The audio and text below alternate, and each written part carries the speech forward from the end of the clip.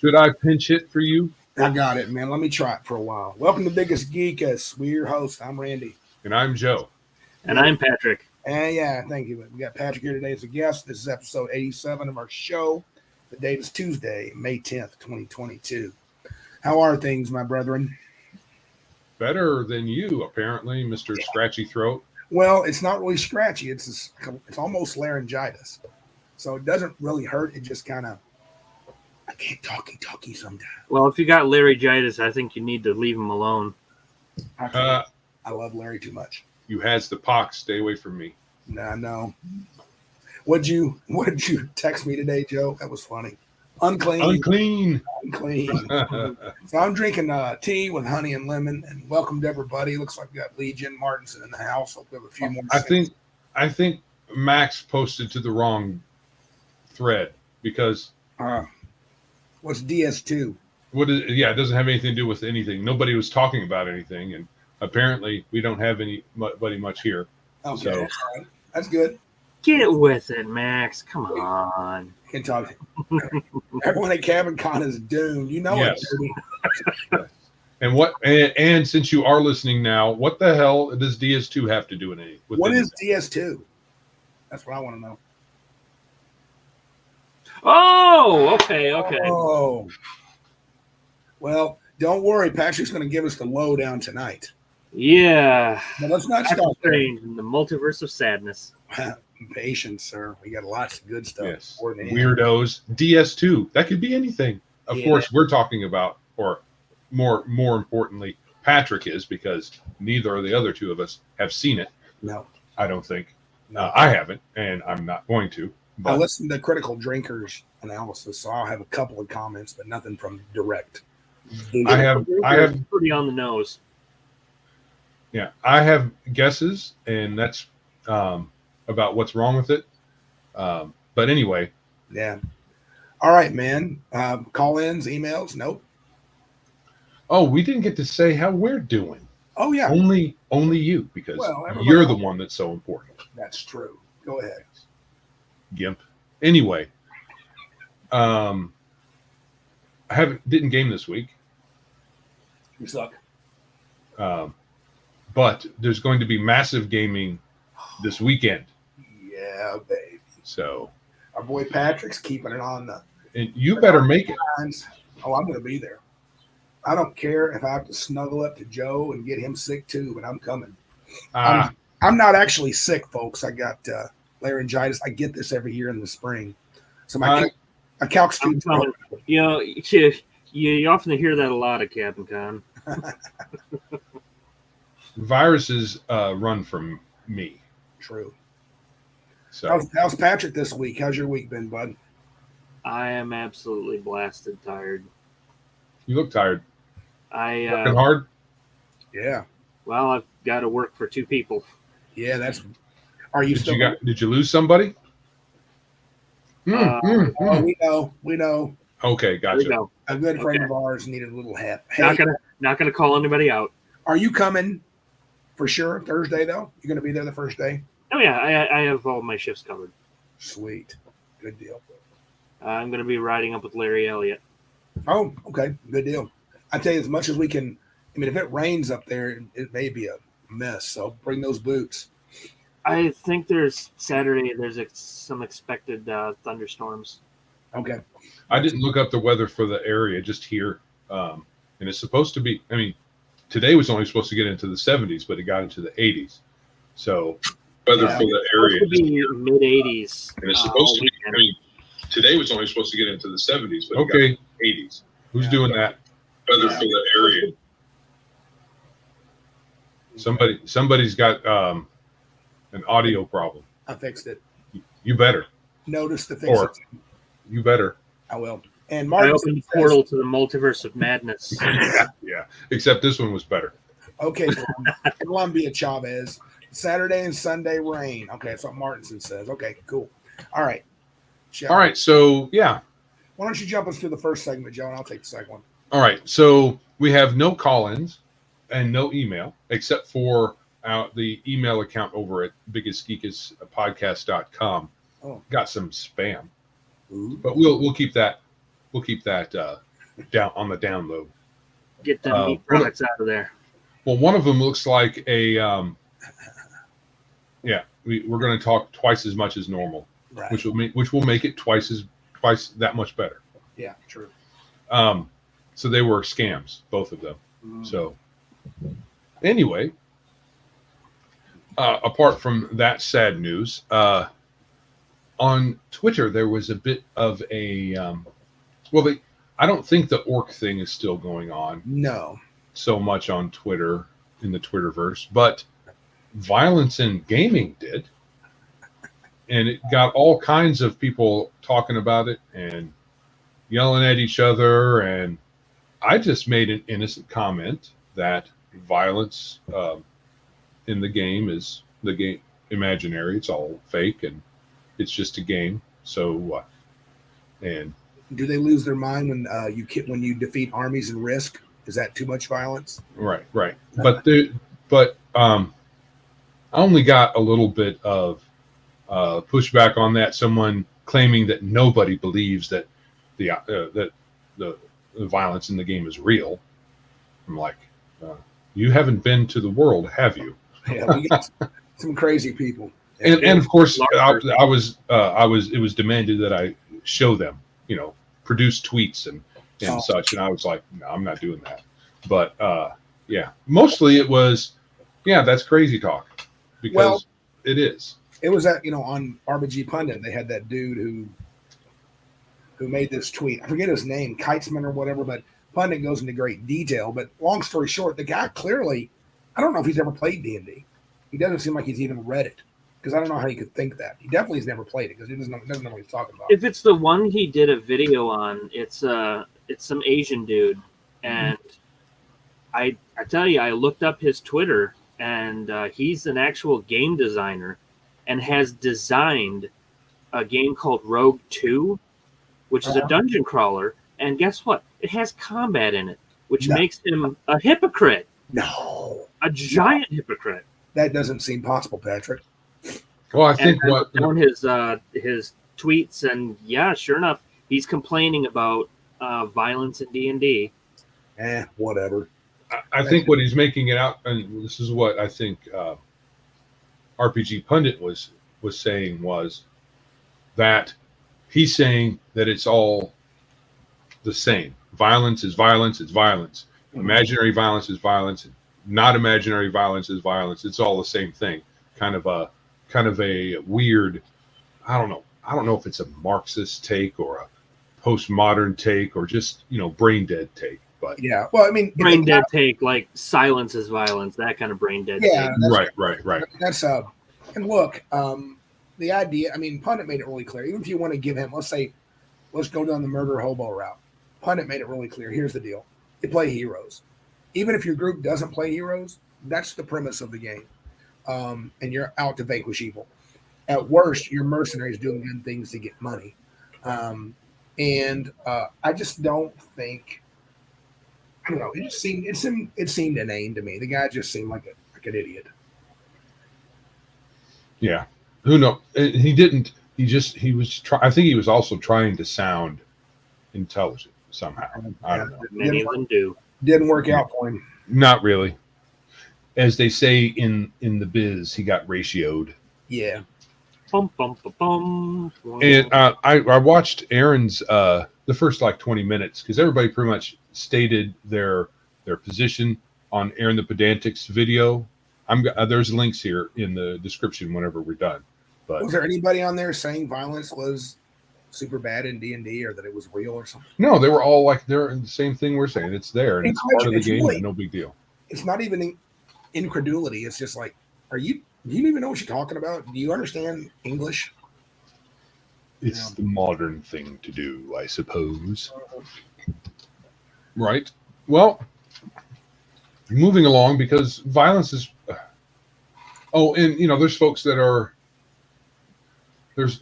I guess there's a little more to it in that some folks were saying that violence shouldn't be the first thing you do to solve a situation. And I'm like, in the real world, but in the game, if that's how you want to roll, and then the consequences of it are what the DM lays down by the reaction of the person you're assaulting or whatever. And sure, it could be that way if you're parlaying with like an intelligent species. Yeah. But a giant spider that's caught you in the web, it's just going to try and eat you. There's no talking to the spider unless you're in Middle Earth. Yeah. And then it's only delaying the inevitable, most likely. They'll take you to someone even more nasty. All right. Well, apparently, and I guess we're just. I've already got this. I'm going to share this. Yeah. There's a couple of movies, a couple of sequels who went straight to video for the D&D movie, and I didn't know one of them was a sequel. I think that it's kind of a reach in this article, but I'm going to share it. I just remember in one D&D movie, they lost their cleric really early. That was Wrath of the Dragon God. Yeah. Correct, Max. It's not violence if you do it to an orc. Correct. More on that later. Yeah. Because there will be more. Right. So this article talks about the various movies that we've had that have the Dungeons and Dragons moniker. Yeah. And according to this author, he goes into detail about the movies and their relative merit, which isn't very much. Right. And I guess it's because there's going to be another movie, or there's supposedly going to be another movie. Right. And you could say that he's, maybe she, Whitney, who knows these days? Whitney. It's a guy. It was a guy originally. Okay. So maybe they're trying to say, don't get too hyped up about a D&D movie because, the last three. And so he talks about the movies and whatnot, and then he goes into the sequels. Wrath of the Dragon. Have you guys seen the sequels? I've seen Wrath of the Dragon God, yes. I haven't seen the Book of Vile Darkness. I've seen all three. It's probably the best Book of Vile Darkness and the shortest. Right. If it's what I'm thinking, I think I've seen it, but it was on YouTube. Yeah, so watch it on YouTube. Yeah. So, actually, I enjoyed the Mythica series much more than I did the D&D movies. Yeah. I couldn't get into Mythica. But I agree, Sean. Lady Hawk is still better. Yeah. Agreed. Oh, yeah. And Dragon Slayer. Yep. 100%. I like Dragon Slayer. Yeah. There's no comparison. Yeah. No, they're much better. But I didn't know that the Book of Vile Darkness, I get the name. But is this the one that's maybe I'm confusing with another one, because they literally used the Book of Vile Darkness. That was an artifact in 3rd edition D&D, and may have been that may all go all the way back to TSR D&D, and it's part of the story. It's halfway decent. It's the shortest of the three, but it's halfway decent. So it's not the grimdark, not Twilight. What's the name of the grimdark D&D where the bad guys win and you're hiding from the magic? Midnight. So I thought they made a movie kind of after Midnight. Yes. And I saw that, and it kind of ended abruptly and was kind of not very good. So I thought that's what this was actually supposed to be a pilot for a TV series. This one is actually dark, though. Book of Vile Darkness is actually a pretty dark movie. Okay. So, I mean, it's got a pretty edgy thing, but it's definitely more probably as D&D as any of the others. So what I'm talking about is not this. No. Okay, so I have not seen this. Yeah, it's all right. It's not. It's really not good though. More B movie. I actually thought both sequels were better than the original. Sure. I was God, I hate to admit this, but I was terribly offended by the D&D movie. I hated Jeremy Irons. He was horrifically bad. I've heard people say they thought he was the best thing in the movie. He was not. He was the worst. He was overacting, and it was clear he didn't give two craps about D&D. And I'm kind of like, what the? I guess it's just a payday for you. Okay. but he was horrible. I think he admitted that in an interview. This was just a payday for me. Well, not caring about D&D is one thing. Not caring about your work. That's what I'm saying. And that Yeah. showed. He looked Yeah. horrible. The guy, Damodar with the purple lips, was probably, minus the purple lips, was probably the best guy in the movie. And then I thought, yeah, that's about it. Yeah. They had the little beholder minions. Watchdog, yeah. I'm like, who has a? I mean, I guess Jeremy Irons' guy is supposed to be a 20th level mage, so maybe. But dang, that's crazy. Yeah, how many did they have? They had like 3 or 4. No, how would you find that many beholders? Gary Gygax was one of the mages. Oh yeah, that's right. Oh. Well, that's kind of cute. Hey, They Shad, probably didn't care either. They Jeremy shadowed- Irons acting as Profion had so much ham in it that it wouldn't be allowed within a mile of a bar mitzvah. and Thora Birch, I think she tried. She's just not a good actress. I think she spent most of the time screaming, "I am not Queen Amidala." I call that good. So yeah, but the others I thought were actually better D&D like stories. Wrath of the Dragon God was actually kind of fun, but it was full on super cheese. Yeah, it was Yeah. complete. And yeah, the I guess the D&D movie, the first one that spawned the sequels, Right. as they were. I guess my biggest complaint was that a 3rd level fighter could beat a 10th level fighter. The hero guy who was Yeah. a weenie. Yeah. I mean, I did like the one thing we all agreed in my D&D group was, this was back our old group back in Charlestown, was that the fight between the thief and the fighter was perfectly done. Damodar had that line whenever who played Right. the funny One of the Wayans brothers, yeah. he gets ready to fight him and he's like, "You must be joking."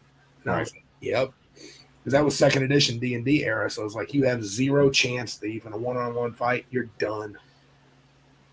Well, at the very least, the Dungeons and Dragons movie was better than this little sword and sorcery flick called The Lords of Magic. I don't think I've ever seen that one. If you ever get the chance, I think you need to watch it just as an experience to witness how truly terrible a movie about 2 wizards could be. Max Boivin in the house. Wizards of the Lost Kingdom. I'm still here, guys. It's horrific. Okay, it's way before your time, though. I'm pretty sure. Joe, you just triggered my wife. She loves that movie. No, she owns it. It is horrible. Bo Svensson can't fight his way out of a wet paper sack. They have to have everybody off screen except for him, and he's swinging his big 2-handed sword all over the place. Oh, Shadzar is going to bring it to me. There's right here. Bruce Payne was the biggest joke in the movies. Wrong. Jeremy Irons at least knew the movie form from a game like that was to be mocked. Whatever, dude. I disagree. What verb tense is that?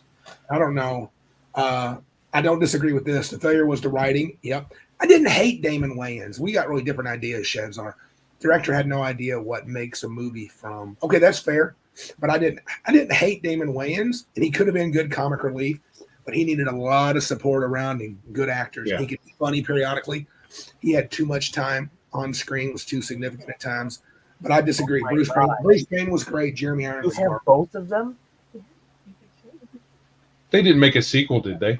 Oh my God, Yes. Apparently they did. Starring David Carradine. Oh my. Oh, he was in lots of great movies. Thanks, hon. Lots of choice movies. Was it transition, Shadzar? Was it transition from 2 to 3? I feel like 3. Did 3 just come out? I thought it was 2E. I think 3 was a new thing because Okay. one of the promotions with the movie was that they put out like a little handbook that had all of their stats, the character stats in it. Yeah. 3rd edition. That's how we found out the main character was 3rd level. Oh man, beat the 10th level guy. This is not good. Shadzar says Watsy was involved. Yeah, that's probably why it sucked. Yeah. Yeah, and Martin says right here that Whitney guy was based on his home campaign. So, all right. Well, anyway, that's the history of up to. We'll see. You know, I'm going to say one more thing about the Jeremy Irons crack. Jeremy Irons had no idea about 3rd edition, 1st edition, old D&D, any of that. No, I don't believe it. So thank you, Shadzar. Yeah, but you know, hey, you're welcome to your opinion. I thought I like Damodar the best. His his son, at least one of his children, a son, I think, asked him to be in the movie because he played D&D. The interview, if I remember correctly, he had never even heard of it.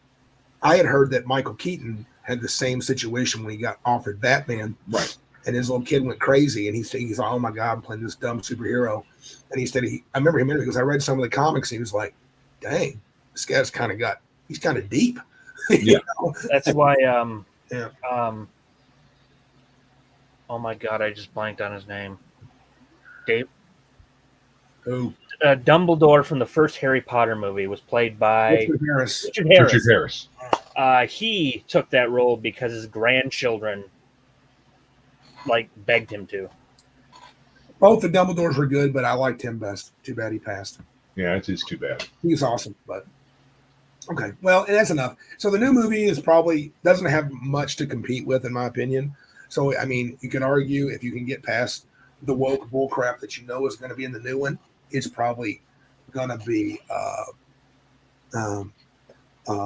probably just as bad. It might be better though. Better special effects. They seem to be able to pull off. I guess another thing. Movies. Huh? The gamers movies will be my D&D movies. Right. The other point this fellow made in the article was that there's no real point to a Dungeons and Dragons movie because there's nothing specifically D&D to be put in a movie. Because no, hold on. He said, you know, he's not talking about the settings. He's just talking about the game. So if you're just saying Dungeons and Dragons, what is that? Can you say Forgotten Realms? Maybe, yeah, but he didn't even say that. He just said Dungeons and Dragons doesn't have a specific thing you can make a movie out of. And it's just generic fantasy. Well, I'll give Shadzar a little props here. Maybe that's what he's saying. Jeremy Irons knew the move from a game like that was to be mocked. Well, I would say this much. I remember my gaming group here when I just moved to Michigan. I think he's right. I think it was 2000 or so. We went to watch it together, and I was thinking, and I was upset they were calling it Dungeons and Dragons. It would have been better to call it Greyhawk. That would have sounded more like a movie, or the Forgotten Realms. I agree with that guy. That's a good statement. Yeah, for sure. He's right. Calling a movie Dungeons and Dragons is a bad idea. Just use some of the lore from one of the worlds, like you're saying. Yep. Any of them. The world. You can make a decent movie out of any of them if you just tried. If you were faithful to the dang IP in the first place. Or if you want to make a movie called Dungeons and Dragons, I really think the gamers did it best. You integrate the game and the movie together, and make a thing. Parody. Yeah. But I think I'm with Joe. I think you could tell a really good fantasy story from some of the IPs. I think Max would love to see The City of Doors as a movie. Oh yes, definitely. Love that. City of Doors. All right. What's next? There is an interesting what's it called? Crowdfunding campaign going on. Yep. It's itch funding for itch.io. Yeah. Which I didn't know they had a crowdfunding deal in there. Mm-hmm. I knew that you can publish stuff there and share it and whatnot, but I didn't know they had crowdfunding, which is interesting. We deal in lead, and it is, according to some, it is what is that Stephen King property? Dark Tower. A Dark Tower made into an RPG. So you are a gunslinger. I was actually surprised by this because there is another crowdfunder funding a game called The Return to the Dark Tower, and it is a role-playing game based off of the board game IP. And I thought that's what this was, but nope, this is Stephen King. Yeah. Okay, you're a gunslinger, post-apocalyptic. The rules are based on something called Cairn, or Into the Odd. Yeah. Oh, I've heard of Into the Odd. I've heard of Knave, but I haven't heard of Into the Odd. And yeah, it sounds interesting. To me, the more interesting thing was the crowdfunding. But because I haven't read it. I've read, I think Eyes of the Dragon is supposed to be part of the Dark Tower verse. Yeah. But I've not read any of the actual Dark Tower books. Well, our buddy Silent Josh is a huge fan of Stephen King. I actually like I've not read much of it. I have a hard time reading Stephen King. I find him kind of annoying. But I like his ideas. I've actually liked his movies overall more than his books. Yeah, I think I might back that one because I think the setting is kind of cool. But I don't know what kind of group you would play. I have to talk with Silent Josh about it this weekend. He can let me know because we didn't put this on our list, but there's also I think Free League's doing Blade Runner. Yes. Yep. Patrick and I have gone back and forth with another friend of ours, Tim Scott, this week. Well, I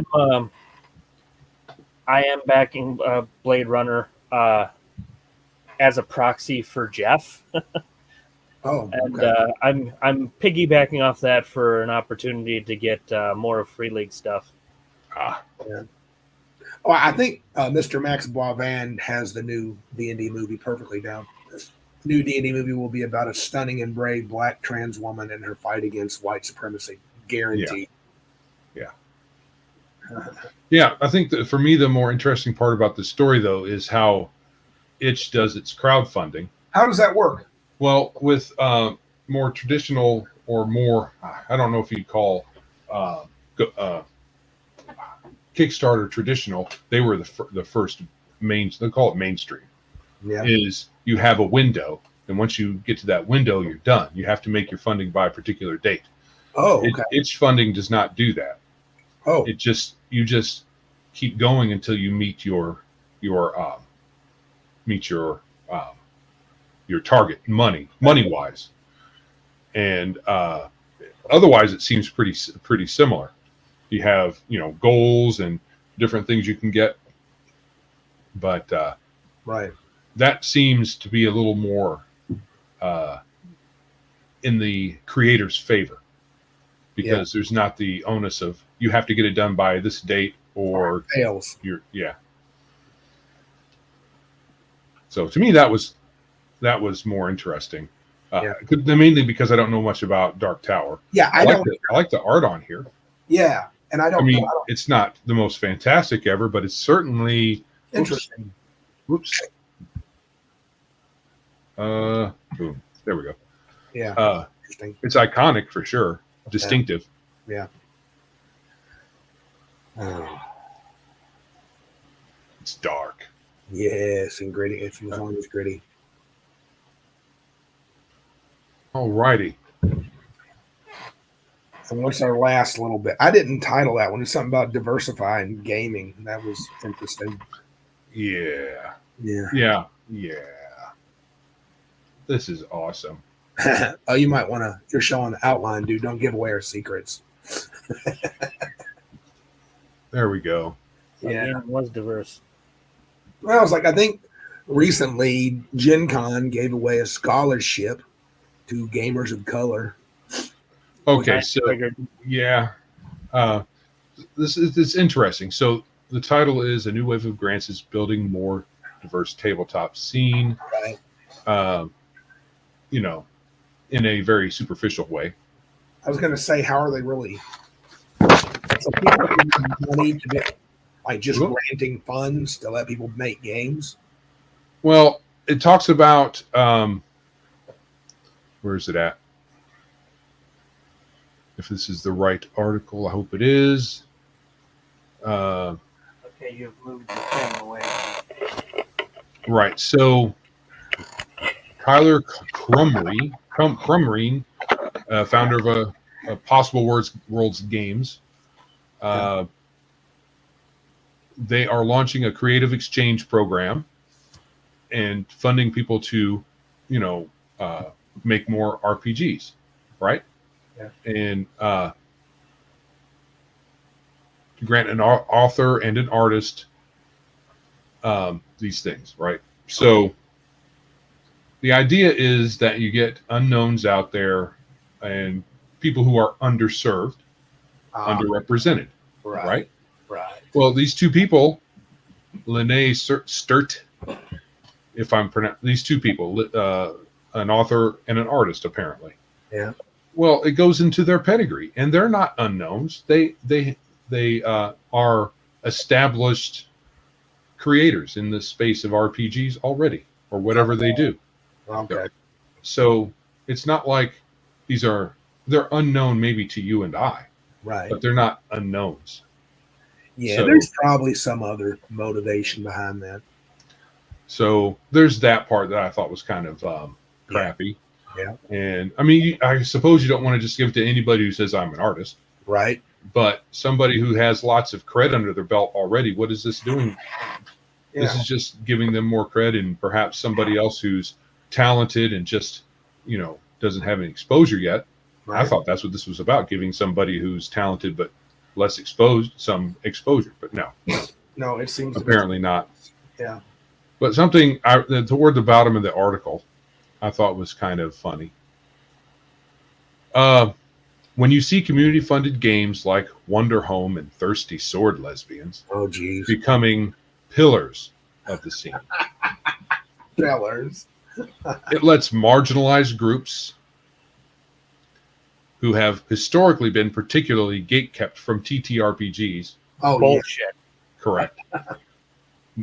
No, that lets them know not only are people like me welcome here, the things I want to make also might find a meaningful audience. Oh, yes. The things I want to say matter. Oh, yes. And the things I want to play are worth creating. Those who have been historically been gate kept from TTRPGs, I want to see some receipts on that. Yeah, no kidding. Get over yourself. So you've got probably some people who were, because some people get bullied. Well, Sure. there's assholes everywhere. And then that gets blown up into a big, massive, everybody gatekeeps people they don't like out of the hobby, as if they couldn't just go get their own game and invite some of their friends over that aren't going to make fun of them or whatever. Yeah. You can't, I mean, despite the moniker of gatekeepers that we do with Max now and again. Yeah. We can't keep somebody from playing any game they want to play in their home or at a game store. We can't there's no way for us to do that. Chads are, how are the gay and lesbian gatekept when the White Wolf created vampire? Yeah, no kidding. Yeah. So it's stupid. It's very stupid. Yeah, completely dumb. So I think the reason I wanted to bring this up is because this is still something that people believe for some reason. Even let's say it might have been true. Yeah. Back in the day. Right. Certainly now, after the last 10 years of us getting beat over the head with "you must accept us" crap, and now these folks often are leads in all these companies. Yeah. To one degree or another. How can they really keep yammering about it when they're the ones in charge of it? Yeah. It's stupid. It is. It is. Like any media space, they just constantly need something to whine about. Yeah. All right. You want to give them the X sign, Joe? Oh, yes. We can do. because we want you to be a part of this, man. We love having people here. Subscribe. Yeah. Get out there. Subscribe, like, share, comment. Do all that stuff. All that. Take it out to dinner. Mm-hmm. All right. So let's move into sort of the main topic here. We got kind of two tonight. The first one, we're going to do the opposite of the counter what we did last week. For the love of the game, what we love like about D&D. Nothing. We hate it. Forget it. We're done. Good night. We're done. Short topic. Yeah. And just like last week, OS original D&D is pretty hard for us to say much about it because we didn't play it. But for me, the only thing I can say, looking back on it, it was clearly visionary. It was a visionary game. It was one of the first of its kinds, the first one to have any kind of publishing power. And I don't know about the rules and stuff, but I did appreciate the creation of a type of game that I really loved and played for 40 plus years. It was the spark for the hobby for sure. Yeah.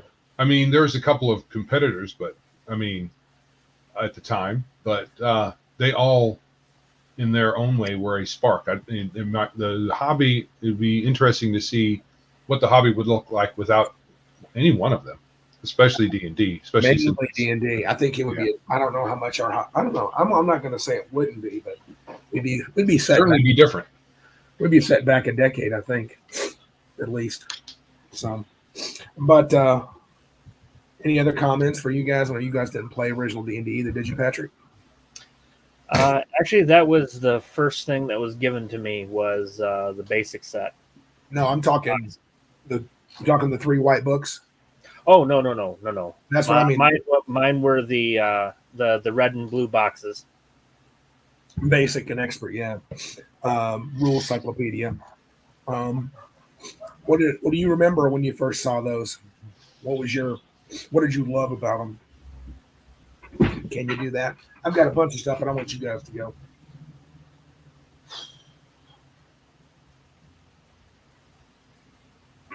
I guess it was kind of my first introduction to fantasy, other than novels like The Hobbit and The Chronicles of Narnia. Right. And the thought of being able to play my own versions of those was appealing. But then again, it was around 2nd or 3rd grade that I picked up the hobby. Right. You started as a youngling. How about you, Joe? Oh yeah, I already said what I like about it, even though I didn't really play. I like that it sparked the hobby. It got the hobby going. Well, I'm talking more about BECMIE now. Okay, so yes, for rules, the Rule Cyclopedia and BECMIE, those games, the ones we actually cut our teeth on. You didn't need chainmail. What's that? You didn't need chainmail for those. That was great. Yes, not needing chainmail was a beautiful thing. It was a bit more of a fleshed out game, to be sure, especially with Rules Compendium when it combined them all into one thing. There wasn't really much you had to do with it unless you just had some pet peeves or whatever. And I liked the 3 alignment system. Yeah. I've had a little back and forth about that online Compared compared to the 9 alignment system. Oh. Because I've said the 3 alignment system is superior to the 9 alignment system. Oh, and I didn't give anything else besides that. Right. Sometimes less is more. People were like, yeah, right on, man. And other people were like, oh, stupid. And I'm like, what else? Edition Wars. And the thing is, and someone said that, oh, it's about that. And I'm like, no, because you can use the 3 alignment system with just about any. You can port it over with very little issue. Yeah. And that's as long as you're talking about old D&D up through 2nd edition. Yeah. There's all that portability in between. Yeah. After that, maybe not, but I think in 3rd edition you could probably still do the 3 alignment. Yeah. It wouldn't be that big of a deal. No. I have to admit, when I first saw the booklet, I came home from church and my cousins were playing. I was introduced by my cousin Rodney, and I saw the cover, the red cover of the basic set, and I was just like, oh my God. I mean, it just drew me in that Eero Otis, I think it's Eero Otis, his design, And I thought, man, that is so cool. And I was immediately drawn to the monsters, not the characters. I didn't look at the wizard. I didn't look at the fighter. I was like, dragon. Then I saw that slimy carrion crawler crawling in the background. I mean, I was like, I flipped to the monster book immediately. And I was just like, that is unbelievable. Eero Otis really, really captured pulp fantasy. I think he's the prototypical pulp fantasy. Very enjoyable. Yeah. And I thought also the magic items were the next thing that drew me in. I just thought it was really cool. It got me thinking about, what would a character do with this and that. And I just, I don't know. I was blown away by the whole thing. I mean, the different classes and the idea of playing a hero and a character. It didn't even bother me that, elf was a class. It just didn't cross my mind. It just seemed fine. Elf was an elf. Yeah. Didn't really think about it a whole lot. Oh. Nah. But then again, we were 13. True. And we time. played that for years. And then first edition come in. And I'm going to start this one off because I remember Joe and I sitting on my porch, my grandmother's porch. And I got the first player's handbook in the group. And Joe was flipping through it. And he was like, 9th level spells. Because we didn't get past expert. We never got to companion or masters or immortal. We went straight to player's handbook. And we were like, oh my goodness. And then we saw the paladin, and that's my favorite class of all time. So that's what I love. One of the things I really love about first edition, bringing the paladin in. Right. Although we have some gripes concerning that and how closely worded it is to cleric as far as the class description. Yeah. Yeah, I'm thinking when I'm talking about my loves, I'm thinking more when I first started playing it, and we could tear it down, but I still loved it. Yeah. For first edition, that was the cool thing. I think, what did I put down here for first edition?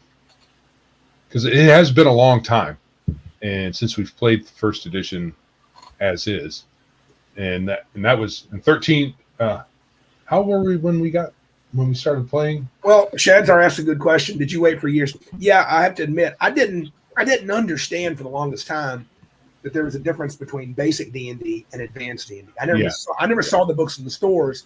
It was actually a high school friend. Mm-hmm. I knew no difference between Menser and BECMIE. That meant nothing to me at that time. And we had a high school friend. So we must have been 14 freshmen. And I remember he sold me that player's handbook, the Fiend Folio, Danger at Dunwater, and a bag of dice for $10. So it must have been just a year later. Yeah, a year or two. We played quite a bit out of the basic and expert. Oh, sure. But then again, we played every weekend, Friday to Sunday. I mean, mm-hmm. we after school and summer, the whole summer D&D is summer of D&D. I'm almost I read the player's handbook first, but I didn't read all of it. Joe quickly borrowed it. He devoured it. So, and quickly found out we had no idea how to play. Well, not for a couple years, but I remember we saw. Oh God, we couldn't. Hey, we're supposed to roll for our hit points. What? What do we roll for hit points? It was funny. Mm-hmm. Unearthed Arcana. I like the drow in that.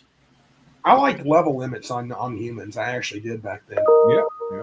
And save or die. Loved those spells. I don't know why. So I guess we didn't get to the high enough level spells, but I'm sure there were save or die in the older versions. Like there was death spell. I'm pretty sure. Oh yeah. We just didn't get to that, but we did get. I mean, sleep was kind of save or die. Yeah. No, we got. It wasn't. It was or die because there was no save. Right. I was when I got the Monster Manual on DMG. Now the Monster Manual 1.8. I read that thing. Gosh, I just would read it constantly. And one time, I wouldn't say I had it memorized, but I could quote a lot of ACs and hit dice and hit points of a lot of monsters. It was a lot easier. I mean, the numbers were smaller, and there were fewer things to memorize. Yeah. But I think because first edition, that's where you got a lot of the iconic, especially the named spells. I don't think they were like that in the rules compendium, like Big B's and Melfs and all that, all the different named wizards and stuff that came in advanced D&D because that came out of Gary's campaign. I believe so. Yeah. Yeah. But all that iconic stuff, I guess a lot of the monsters were back in old D&D as well, and in the basic through Immortal, like the Beholders and such. Well, all that. What were Mind Flayers, or was that a first edition? That was 1E, yeah. Yeah, so Mind Flayer, the Mind Flayer was one of the coolest monsters, I think. Oh, yeah. And then some of the iconic adventures. That's what I was going to say. Yeah, the modules, man. The modules. I mean, a lot of people will poo-poo on the modules. The modules aren't playing D&D, blah, blah, blah, whatever. But having, a lot of people say that. But but having the modules out gave a common parlance amongst gamers. So did you guys go through the Lost Caverns of Sojanth, or this, that, or the other thing, Isle of the Eight? Isle of the Eight, Temple of Elemental Evil, yeah. Right. And then you could all say, I died right in the first room with the mouth, with the open mouth thing, and had another character get eaten by the green slime in the pool. Yeah. Oh, I just wait out there. Oh, you get eaten. So is the saying that playing through modules is not real D&D? Yeah, people will say that. OSR thing? It's them and others. Well, there's some people that want to tell you you're not a real DM if you use modules. So I'm like, do whatever you want, man. I ain't got time for that crap. So I like modules. I'm a module dude. Yeah, modules are cool. But then they give you that cool common ground that you can talk to a lot of different gamers about. And we ran some camaraderie, but we didn't just play modules. No. And a lot of times you just stuck a module inside of a campaign. Yeah. You were doing something. I said, oh, this would be a good place to go. Evil. This would be a good place to. And sometimes you guys would request it. Hey, can we run Temple of Elemental Evil? Like, okay.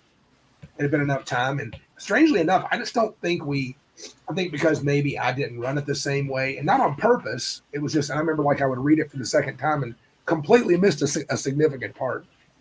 Totally agree. Yes, Darth, we are in agreement, 100%. Yeah. Having the modules allowed for a shared universe for players of different game groups. Yeah. I remember going to Gen Con the first time, people talking like that. Did you ever play, Barrier Peaks, which I think that was one module I never ran. Was Expedition of the Barrier Peaks. Yeah, I don't think so. I think you didn't run it because you didn't like the sci-fi aspect. Correct. I bought it. I mean, I was Mr. Get to the store as soon as possible and buy stuff. But I did not run it because I was so disappointed in it. War stories, yes, sir. Darth. As an old gamer, it's interesting Darth said that. We've talked about this on a side note. I think my enjoyment of the game now is half playing it and half talking about playing it. And not just for the podcast, just in general. Oh, yeah. I mean, look at us, with Cabin Con and all the games we've played together. We still have old war stories about stuff that happened. Some of us have half our characters. Well, I didn't hear you, Patrick. Heard a big drop. Something. You knocked your microphone accident. Some of us remember, half our characters being killed by a box with a banshee. Yeah, true. I think honestly that's probably my fondest memory of 1E, and what I loved the most were the adventures. And they would always add a monster or two. Lost Caverns added the Behir. I remember you guys nearly pooped when you first fought it, because you thought it was just a big lizard, and then it breathed lightning. And you're like, "What? It's not a dragon." I'm like, "Nope." Right. All right. So on to. Before we leave this, Shad's ours. I think he's trying to start a debate, which is fine. We don't share a single game. We have a game system that happens at various tables. I don't disagree with that. No. That's fair. I'm just saying we had a shared experience. I think the reason we could compare notes and share those stories is because we understood this is my table and that was your table, and what happened at our different various tables were, not the same thing. Yeah. How did you guys defeat the demon web pits? Yeah. Sort of thing. Okay, so D&D is not a community, but there are communities within D&D. Within the hobby. Yeah, small ones. I think our Cabin Con company is the. Yeah, At that we point, have it's semantics. Yeah, so we have our community here in Bay City. We also kind of, I don't really care to call the online groups communities exactly, but they're kind of close to that. But they're not the same either. We got some super cool people on our. They're people who seek to play a similar system with somebody else. Yeah. Mm-hmm. I mean, I would think the same thing of, going to your friendly local game store and picking up a game of D&D with complete strangers. Yeah. Okay, how about second edition? Yeah, first of all, do you remember when we filled that survey out? Did you do that, Joe? Yeah, I was with you. I was there for that. How about you, Patrick? Did you guys fill the survey out in Dragon Magazine for second edition? No? Yeah, they had a survey.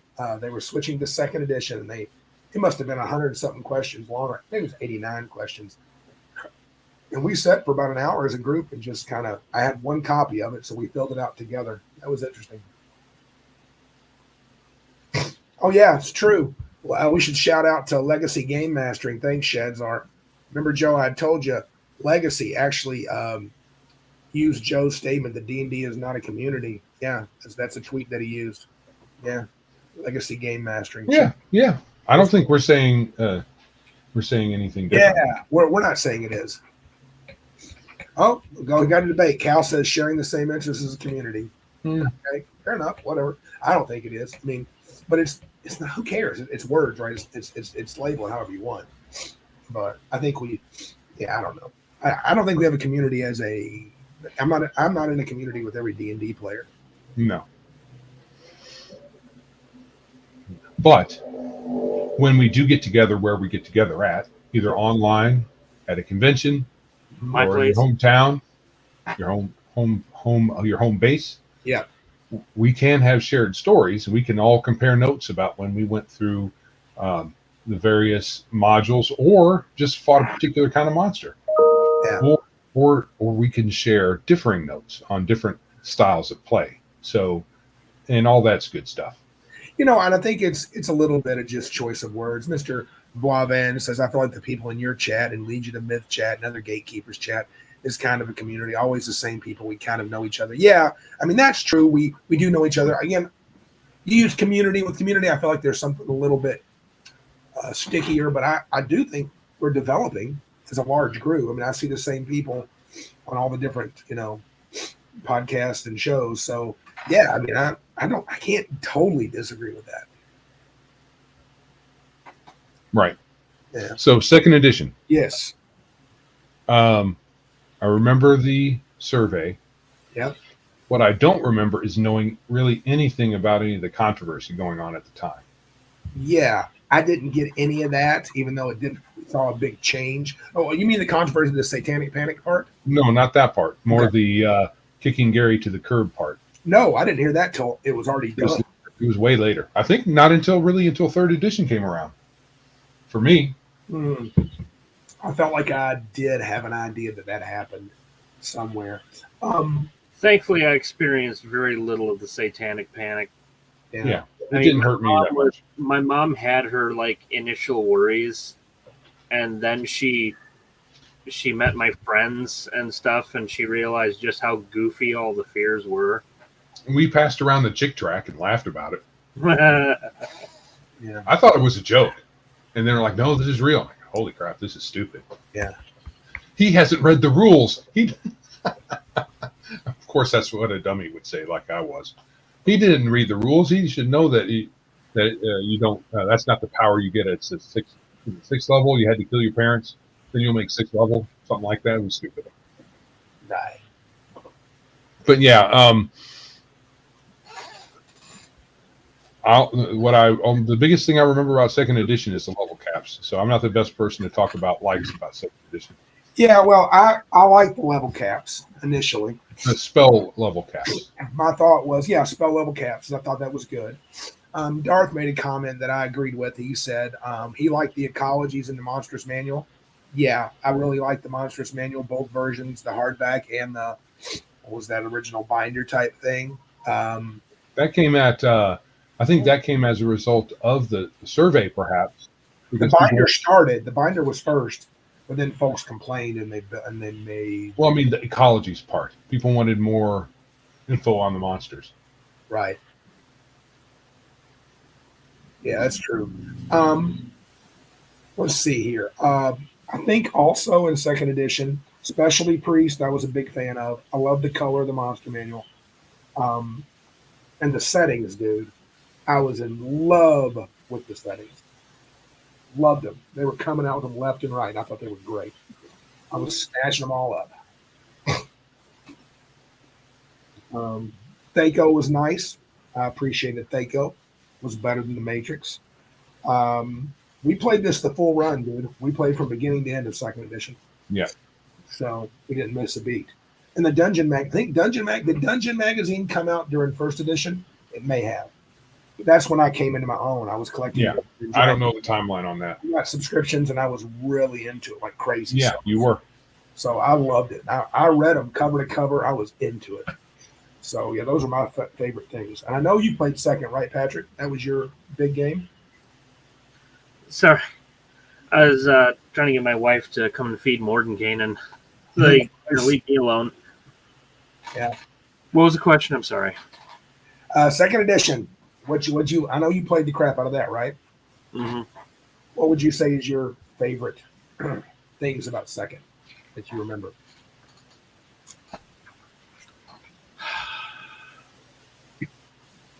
I don't think I have anything mechanical that I can say was my favorite thing, but it kind of did cement my views of Dungeons and Dragons. Yeah. To the point where, 3 did some good things, but I'm not really convinced it's the D&D I used to know. What's that? It's cemented. Second edition cemented my views of the Dungeons and Dragons experience to the point where when third edition came around, although it did good things, it kind of wandered away from the D&D I used to know, and now we're kind of trying to walk that back. Yeah, I think so. Anything you think of? So again, I like the Specialty Priest. What is this? I think second edition saw better production quality in the overall in the books. Yeah. And there might be some snafus here and there, but overall better production quality. Oh yeah, Bruce says my favorite thing was the 3 priest spell books, the 4 wizard books of spells, and the 4-volume magic encyclopedia. That was man after my own heart. That was crazy. There are so many garbage spells in those books. How many fire spells? I've got to step away, guys. I'll be right back. It's just, I understand you can pull lots of stuff from there, but I was looking through them because I got them too back in the day because I like playing wizards. I still do. And so I got those, and I was like, I'm going to... I was going to say, Joe, are you cheating on me? Yeah. I'm going to force Randy to make it to let me use these spells out of this. And then he was like, no. Okay. Wasted money. But some of the spells are so ridiculous. Like, the spell that turns chicken. I'll let you use every spell. No. That doesn't come from this book here that I have, so it don't count. It don't count. But I at this point I understand. But it's not. I guess on one hand, having a large volume of material gives you lots of things you can pluck from that and make your setting or your homebrew world cool, perhaps. But boy, those books have such crap in them. Yeah, there was. And some. Felt like, am I remembering this correctly? The pages were very, very thin paper, and if you turned them too fast, you could easily rip them. At least the ones I have downstairs, they're just like that. Delicate paper. I thought they You were beautiful. have the white gloves and shit when you turn the pages. I thought the books were beautiful, but I think Killraven's got the right of it. Magic Item Encyclopedia was far worse with regard to being full of goofy junk. I believe it. I think I've read through that a bit, and yeah, a lot of it's, perhaps has a bit of flavor to it. But to me, I look at a magic item or a spell. What can it do? And if it does something that's pretty much what this other spell does, but it has a different flavor to it, I mean, why have it? Oh, dude. And they got me, Shadzar. Spellbooks were a money grab like the decks and the player screens. I never bought the player screen, but I did find the deck of spell cards. I actually used that quite a bit. Player screens. I thought that was a little pretentious. What do you need a screen for? I know. We're all behind because the DM's got one. It's only fair. Yeah. Everybody's got to be the same. Equal. Not fair, but equal. Sorry. That was the beginning of the equity plague. Ooh, maybe. Maybe. Well, it was back in that era when I've talked about this article before, where they were talking about how the books should start having she as a pronoun in it. Instead of, why is it always he? Why is it always he? Well, because you don't understand how to write. That's why. A little bit back, Bruce said, especially priests I felt were great in face and avatars.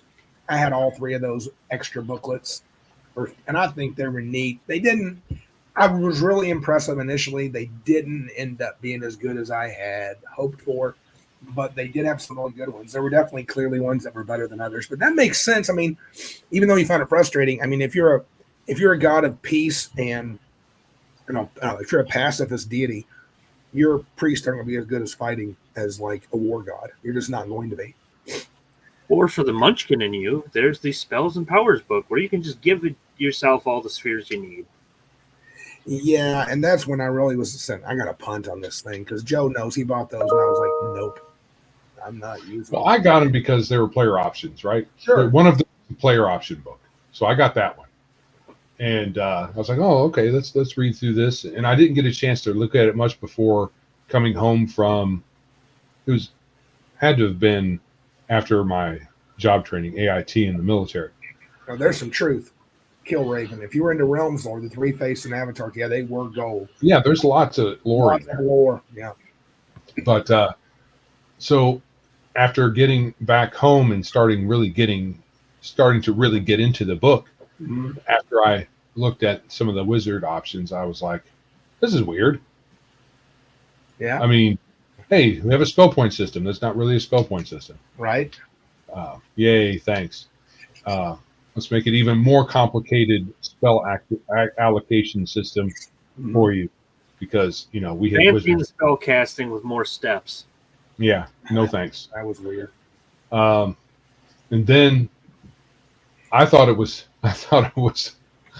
to my advantage, but then when you really think about it, it's like stupid.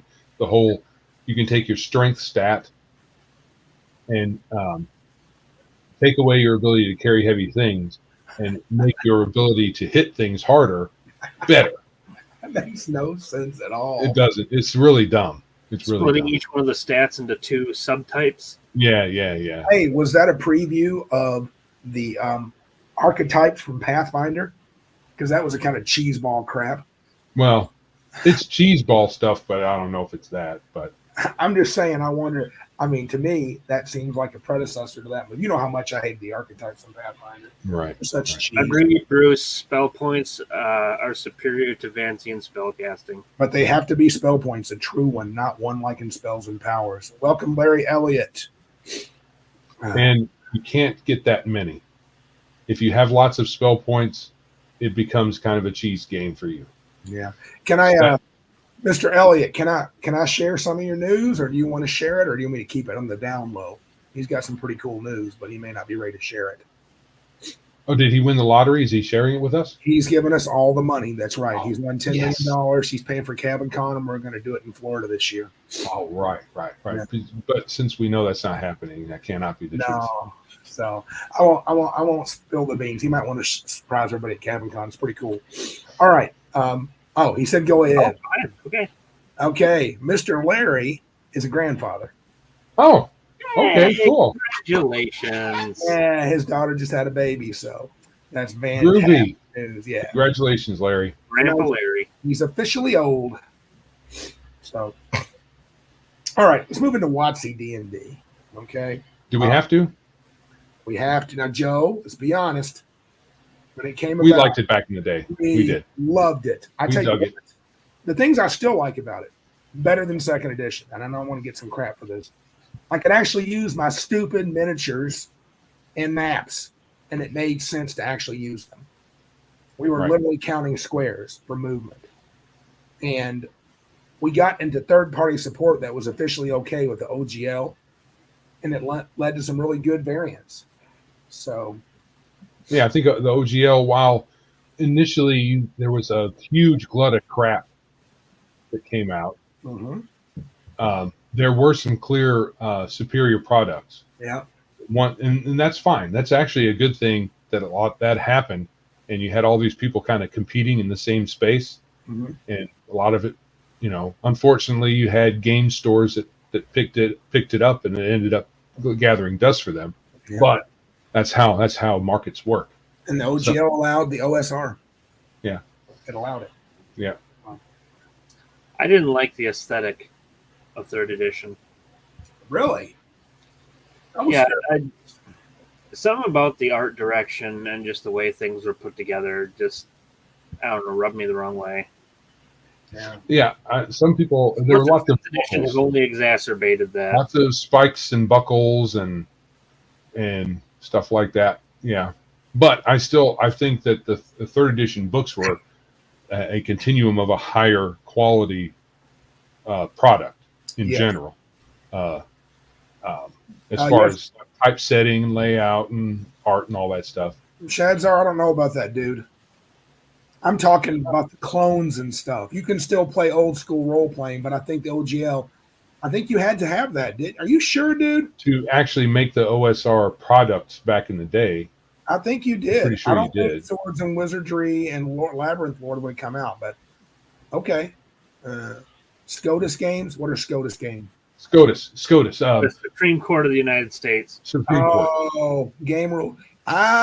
Okay. So here's a question for you, homeboy. If that was the case, then why didn't they make those games back during second edition? Why not make more of their own clones and variants and this little change and Lamentations and all that stuff? I think you're wrong. Because Wizards was very, PSR and Wizards, they were very Sue happy, if I remember correctly. Unless SCOTUS did SCOTUS maybe rule during that time? Yeah, the ruling came. Oh, okay, fair enough. Shadzar is correct. I'm not an expert. Game rules cannot be copyrighted. I know, but the literature, the artwork, and the intellectual property can all be copyrighted. But game mechanics, and game rules cannot. Okay. So that means that then, so Lamentations, Labyrinth Lord, Swords and Wizardry, none of that has. Am I wrong? Then none of them have the OGL commented in them. Is that what it was? Oh, okay. No, I don't know. So I thought that was a big deal. I'm staying corrected. I liked the build game initially. I liked matching wits with the players initially, even though there's really none of that. That's not really a thing because the DM can always win. But I tried to be fair, but still sort of challenge you mechanically. The build game did bring about a whole new class of role player, a whole new type of that guy that comes with preloaded with so many stupid picked feats and game breaking crap. I mean, I used to work with a guy who would make the most ridiculous builds for Pathfinder, and it's like, I think you're abusing rules as written.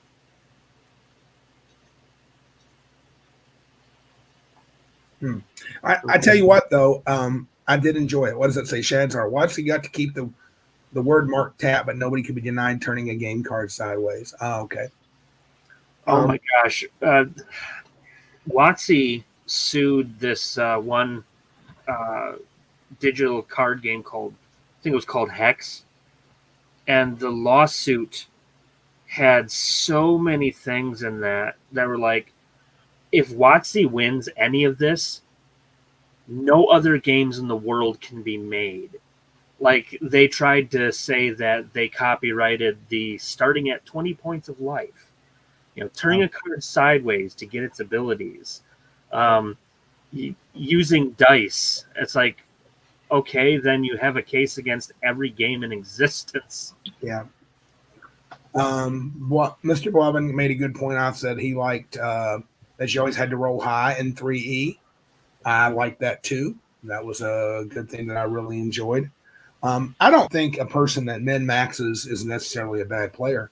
I think you have ones that are, but you can min max and build a character and tweak him to the next level. You don't have to be, super cheese ball about him. You got to watch a lot of people that build the cheese ball. Like I remember there was the online stuff like Pun and those characters. If you read into those builds, there was a lot of huge assumptions on the build. Wrong assumptions usually.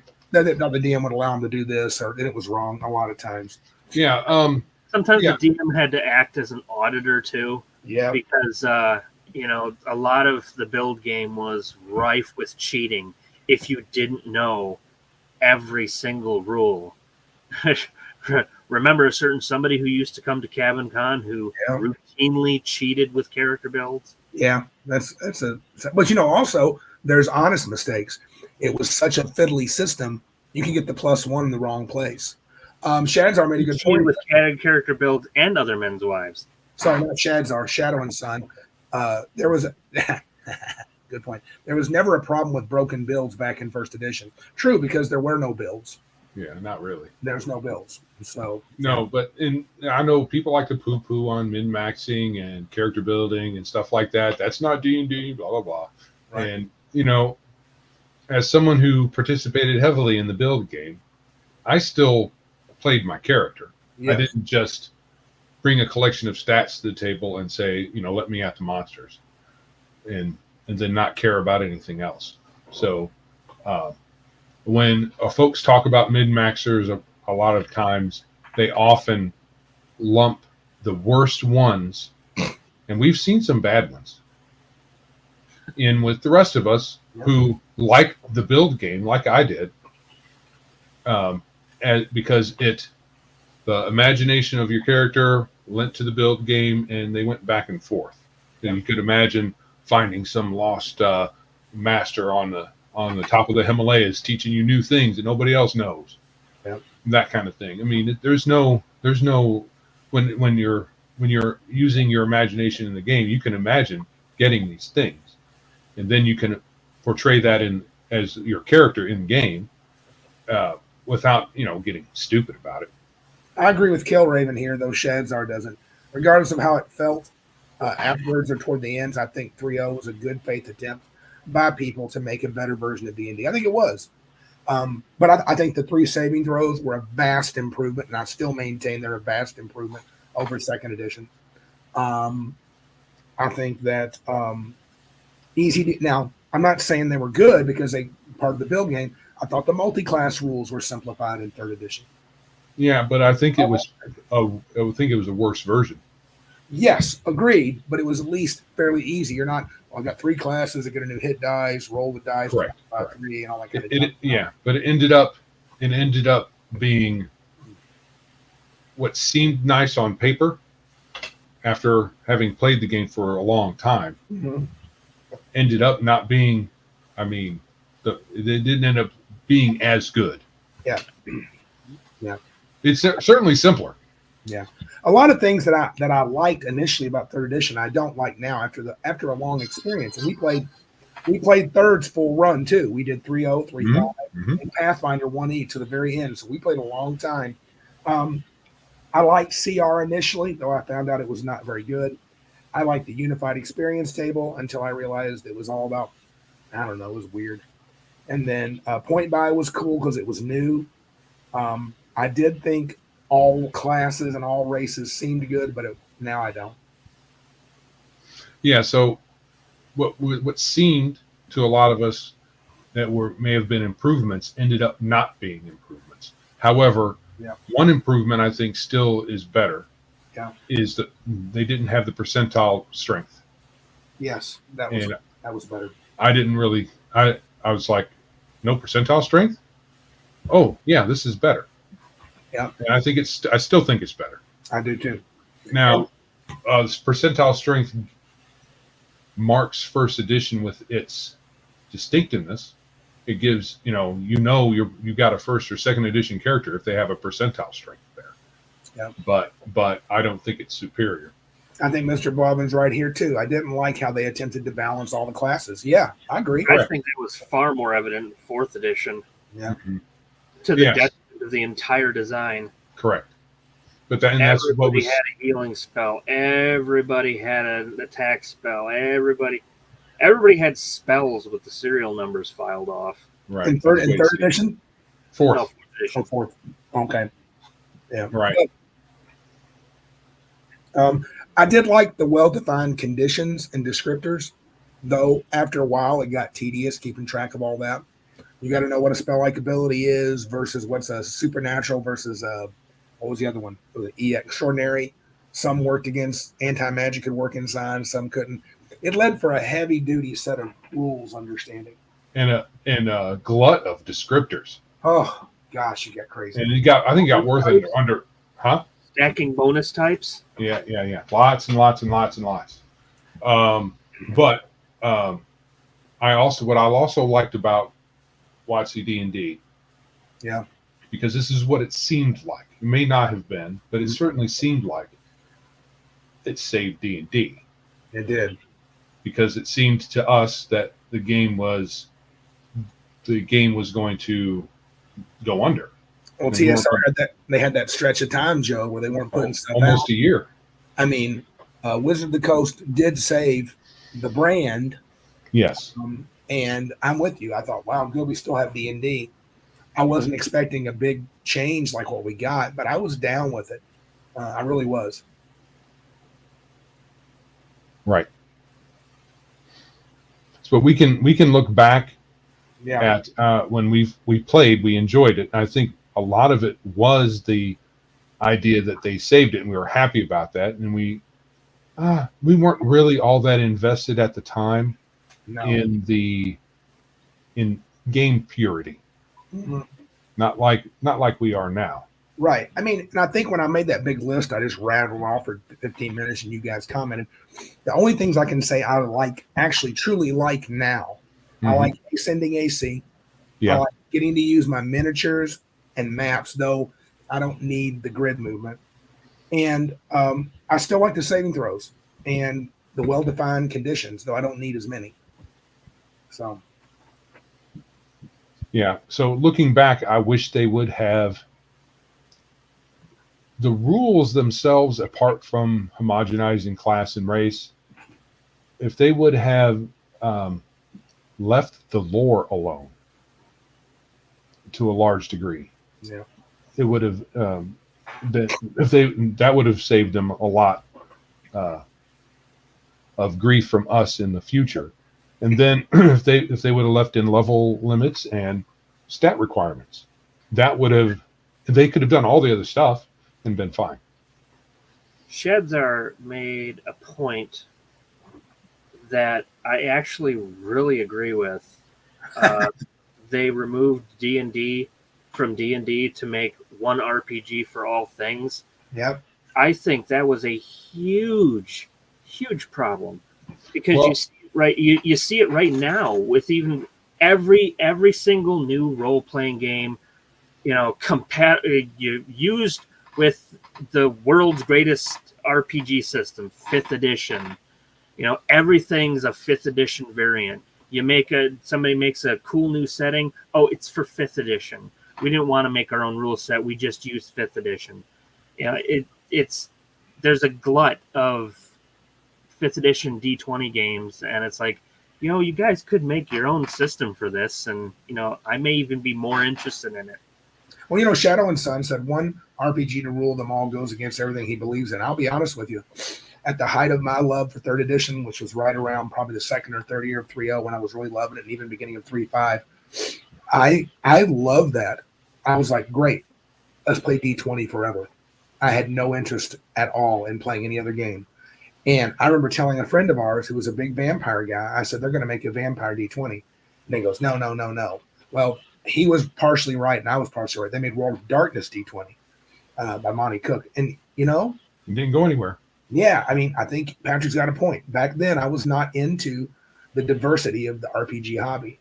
I've slowly become and I'm not hugely into learning tons and tons of new games, but I got a handful. A lot of these are, you know, splat books for games that I have behind me.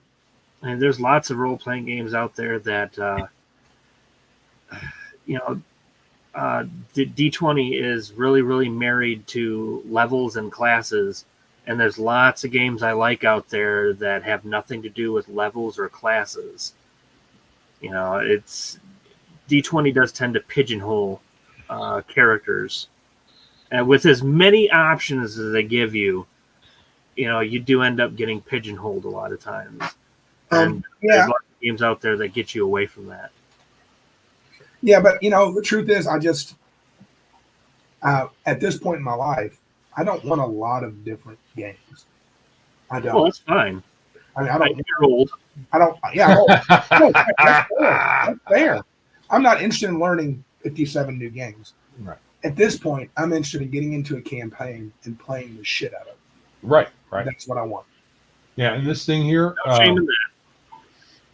even though it's addressed to you, Patrick, even though people complain about 5e, they still have FOMO and afraid to make something else, so shoehorn it into 5e instead. Fear Right. of what? Totally agree. FOMO is what? Fear of Missing out. So that's why people collect a lot of things. I've struggled with that. Can't say no to a Marvel movie. Yeah. It's Struggle. Marvel. I'm going to go see it. Swear he's not going to watch Batman, then he does. Yeah. Yep. There you go. Yep. I've been guilty of that. I could have told you a better Batman story. Yeah. Anyway, we're going to hear more about that later too. I could have made a promise to not go see Doctor Strange, but for me, it's Doctor Strange. But it's not. You're going to It talk. just says it. It just says it. Patrick's going to talk Okay. about that We'll later. talk about that because Yeah. I have something that you may have actually liked about the movie, Joe. Yeah, that's possible, but it's probably mixed in with stuff I wouldn't like. Okay. We'll Bobbin's save it. Bobbin's going to take us into 4th edition, and I agree with him here. 4th edition is a very well-designed game. Too well-designed, too balanced, I would say. Yes. It's bland. Yes. It's like a piece of music. 1,000 times yes. 13th Age is a better 4th edition game because it's not as perfectly balanced, but it's still got balance for sure. Yeah. And every the thing that totally separates 13th Age from 4th edition is every class in 13th Age feels different. Yes, they do. Every class in 4th edition feels the same. Right. But let's talk good stuff. Good thing about 4th edition. Let me go first because I'll have the shortest list. Okay, go ahead. I never played it. That's my favorite thing about 4th edition. How about you, Oh, Patrick? I wish that were my favorite thing. What about you, Patrick? Do you get a favorite thing, 4th edition? I have 3. It's Spawn 13th Age. Okay. I'm more generous. I think it's counting maxes. I do think it's well balanced, and there's some allure to that. It's very simple to learn. I think it would have been a great gateway drug. That is, if they had just stuck to those adventure system boxes where you were playing the tile games, that was perfect. That was 4th edition the way it should have been, and it should have led people to D&D. I think it was a good bridge to bring some MMO board game style play into RPGs, if that's your bag, baby. I'm leaving this up the rest of the stream. Darth Thick says, I'm with you, Joe. Don't be that way, Darth. You'll be sorry, dude. And then I expect Darth to be wearing a Team Joe shirt. Monsters had a simplified stat block, and Cal's hitting a home run here because 4th edition is a skirmish game, correct? It doesn't mean you can't role play in it. Some people are like, you can't. It doesn't have any role playing rules. Well, Yeah. Okay. Yeah. And before you continue, this is a pet peeve of mine. What you just brought up. Not you're just repeating some other person's verbiage. The rules have gotten in the way of my role playing. No, they haven't. Right. There's no such thing. That can't happen. You can role play in the midst of rules. Dude, I've role played Talisman. At a Gen Con. I was role playing Assassin. You better believe it. So maybe I'm being pedantic. Maybe they mean something slightly different from that. Incorrect. Yeah. I'm not. I think what they're getting at is the fact that, yes, of course, you can role play the shit out of any role playing game in existence. The thing is 4th edition took the extra step and codified and made rules for all of most role playing encounters, which I thought was to its detriment. Yeah, Bruce says my favorite thing about 4E is it burns cleaner than most other shitty books. This is cool. Does it qualify as clean energy? Mine would have been, burned a long time ago had, my wife and I not considered burning books a sin. Well, they made a second. Killraven says the funny thing is that WotC forcing a 4E rewrite to the D&G miniatures game killed DDM. It's interesting, Killraven. We like the 3E. Some of us did the 3E miniature game. We played it. Remember, we were into it for a while. Philip and Greg and a few of us were playing it. And then they came out with it. I didn't know it was a 4E rewrite. I knew it was doing 4th edition. I thought it was just a 2nd edition of the DDM. But you're right. It did kill it. It killed that game. Mm-hmm. Yeah. Yeah, I don't know anything about 4th edition or its involvement with their miniatures game. I know that this is a good, I don't know if it has anything to do with the game of D&D itself, but some really nice miniatures through their association with WizKids was one of the good things about Wizards owning the property. I mean, they got to be high priced, especially the big ones, and they're doing some weirdly stupid ones now. Oh, the prices now are ludicrous. But we got really good minis. Yeah, we did. And they weren't initially that expensive, I don't think.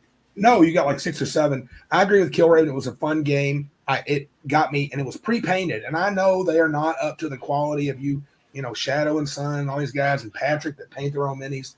But they were for me, that was fine. I love it.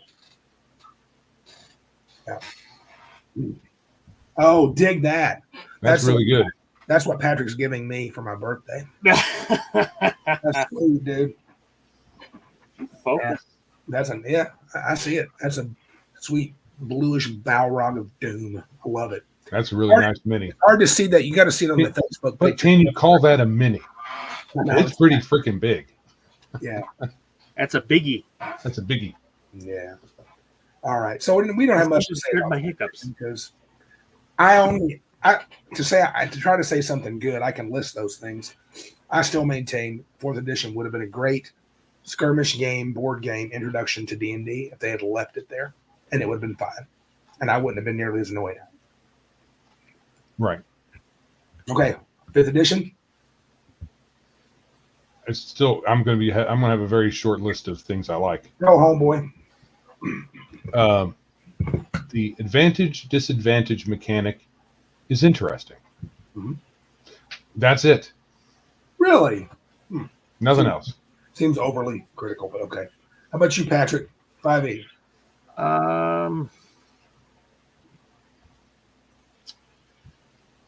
I do like that they dialed a couple things back. What do they call that? Bounded accuracy, where they have like the bounded accuracy. Bounded accuracy. Yeah, that's yeah. I actually do kind of like that. Me too. I do. If we're gonna get into my favorite class, I do like how Wizards prepare their spells, but then they went and did a whole bunch of things I didn't like to Wizards. One was neutering their spell slots, and the other was the only spells that scale with your level are the cantrips. Yeah, which are weird. That's a weird. Yeah. And burning a higher level spell slot is almost never to your advantage. Nope. I don't know who would do that. Um, But I think the artwork is a little better In places. In places. Now, if you're talking about halflings, that's a horror show. You know, the practicing Chinese foot binding where their legs are little nubs, and they're all like ugly little gremlin creatures. Yeah, horrible stuff. is that it? Ring from the wings. Feel free, dude. Elaborate. But yeah, I don't have all that much to say about 5th edition. I just like how they did step a couple of things back, and that's about it. Well, okay, mine will be a little bit longer. I did like advantage, disadvantage. I still think I prefer that to most modifiers and situational modifiers. I mean, I remember at 3E, you had circumstance bonuses and this bonus and luck bonus. I was like, advantage, disadvantage sounds simple. It cut out the majority of the build game, so when it came along, that was a relief. It kept the core of D&D easy to play. It's not complex, which it's not really anywhere. I do think there's a place for 4th edition and 5th edition. 4th edition is a skirmish board game. 5th edition is the introduction for children into role-playing. And then that's good assessment. Then you actually play a real the real D&D game, which is advanced D&D, first or second edition, preferably first edition because of the level caps on spells. Play advanced D&D 3rd edition, which should have been created, and left a lot more to the DM's discretion, which is what I like the way Patrick phrased it earlier. It's a throwback in some ways to the old school sensibilities, at least on paper. The DM can do what he wants. They have a little more of that in 5th edition. The stat blocks are a little, in some ways, simplified, not fully. And they do have lots of accessories, lots of cards and tokens. If you like all the bits and bobs, and I tend to like them. Yeah, it's not for everybody, but I do.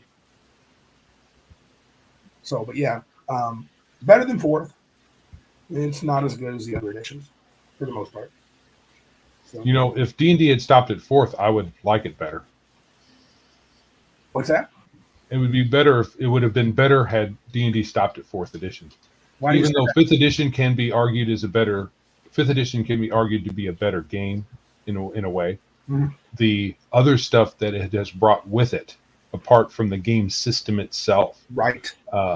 The hiring practices over at WotC, they either they let in a bunch of folks or they were already there, and then the overall cultural climate.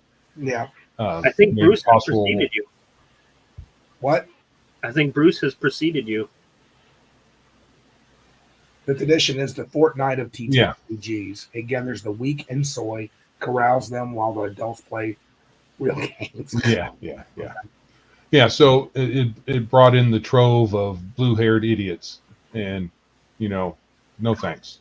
Well, they just bought into it. I mean, had they not kind of sat at the table, shoved the rest of us off the table, and says, "Go get your own table." And then as they're shoving us, not like that. Yeah, and then as they're shoving us off the table, Pat, they're saying, "Stop gatekeeping me." Had WotC not gone full woke psychopaths, do you think you would have a different opinion of 5e? I think you would. I think I would. I would have a different one. I still may not like it much. Correct, but I think but I would like it better than 4. But before all the woke crap came to the fore, especially in my perception, because it was there before, it just wasn't. I wasn't paying attention. Right. I didn't like how they screwed the wizard over. In a way, I think and that turned me off. The rules for 5th edition were a product of all the woke-minded coming into the hobby.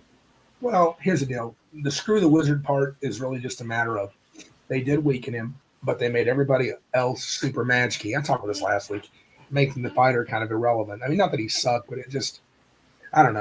Anyway, we're going down the wrong road. So yeah. So we said all the good things we can say about good things. Good vibrations until we get to the next segment. Yeah, get ready. Patrick is about to lay it down for us. Our boy Patrick has watched Doctor Strange 2. Okay. So hold on a second. Sure. We need to figure out a way when we go between segments to have a little bit of a pause. Okay. Oh, mainly, so people can take a breath because we're going at blistering pace here. That's me. I talk fast. And then if subsequently we try to cut I haven't done this in a while, cut the video up into segments. It's really hard to do when I'm going between words. But I think you probably also have a spoilers banner for this. yes, I was talking to Jenny, my wife, about what we were going to say, and she said, "Oh, are you going to talk about a movie people haven't seen? You might want to make sure it's spoiler free." I'm like, I don't know if we can do that. We'll say there's spoilers. Not really. There are spoilers, so get out now. Yeah, if you don't want spoilers for Multiverse of Madness, you better. No. Sorry, Joe. No, not really. I kind of disagree with that statement. All right. So, yes. Patrick reviews Doctor Strange 2, the Multiverse of Madness. You have been sadness. Okay, Multiverse of Sadness. All right. Hit it, Patrick. First of all, after watching the movie, to be perfectly honest, this was, on the scale of Marvel movies, like a 5 out of 10. All of the things that I was afraid that they were going to do in this movie, they actually didn't do. On the other hand, while they didn't do those things I was afraid that they were going... What were you afraid they were going to do? I was afraid that Doctor Strange was going to be sidelined in his own movie. That was one of them. Some people are still saying that that's the case. I don't agree with that. But while they didn't do some of the things I was afraid they were going to do, they did 5 more things that I didn't expect them to do that were much worse. Oh, God. Okay. I think I feel worst for Sam Raimi, who I think is a fine filmmaker who was handed a shitty script. I've heard that from several people. Because this script has so many plot holes, so many illogical things, and you have to go on the premise that the antagonist of the film, Wanda, is the antagonist of the film. Shocking. Is one, this was a character assassination of Wanda Maximoff. Because one, she is a horrendously evil bitch. Just plain evil. The second thing is that she's not even functionally retarded. This movie is driven by the fact that Wanda is an evil bitch who doesn't understand how biology works. Okay. Because the entire driving force of this movie is... Okay, here's another thing. Detriment to the movie. The movie requires homework. Really? In order to really understand this movie, you have to have seen WandaVision. Yeah. You have to have watched probably Spider-Man No Way Home. But yeah, you have to have watched WandaVision for any of this shit to make sense. Okay. And you shouldn't need to do homework to watch a movie. In fact, get this, you don't even have to watch the first Doctor Strange movie. Wow.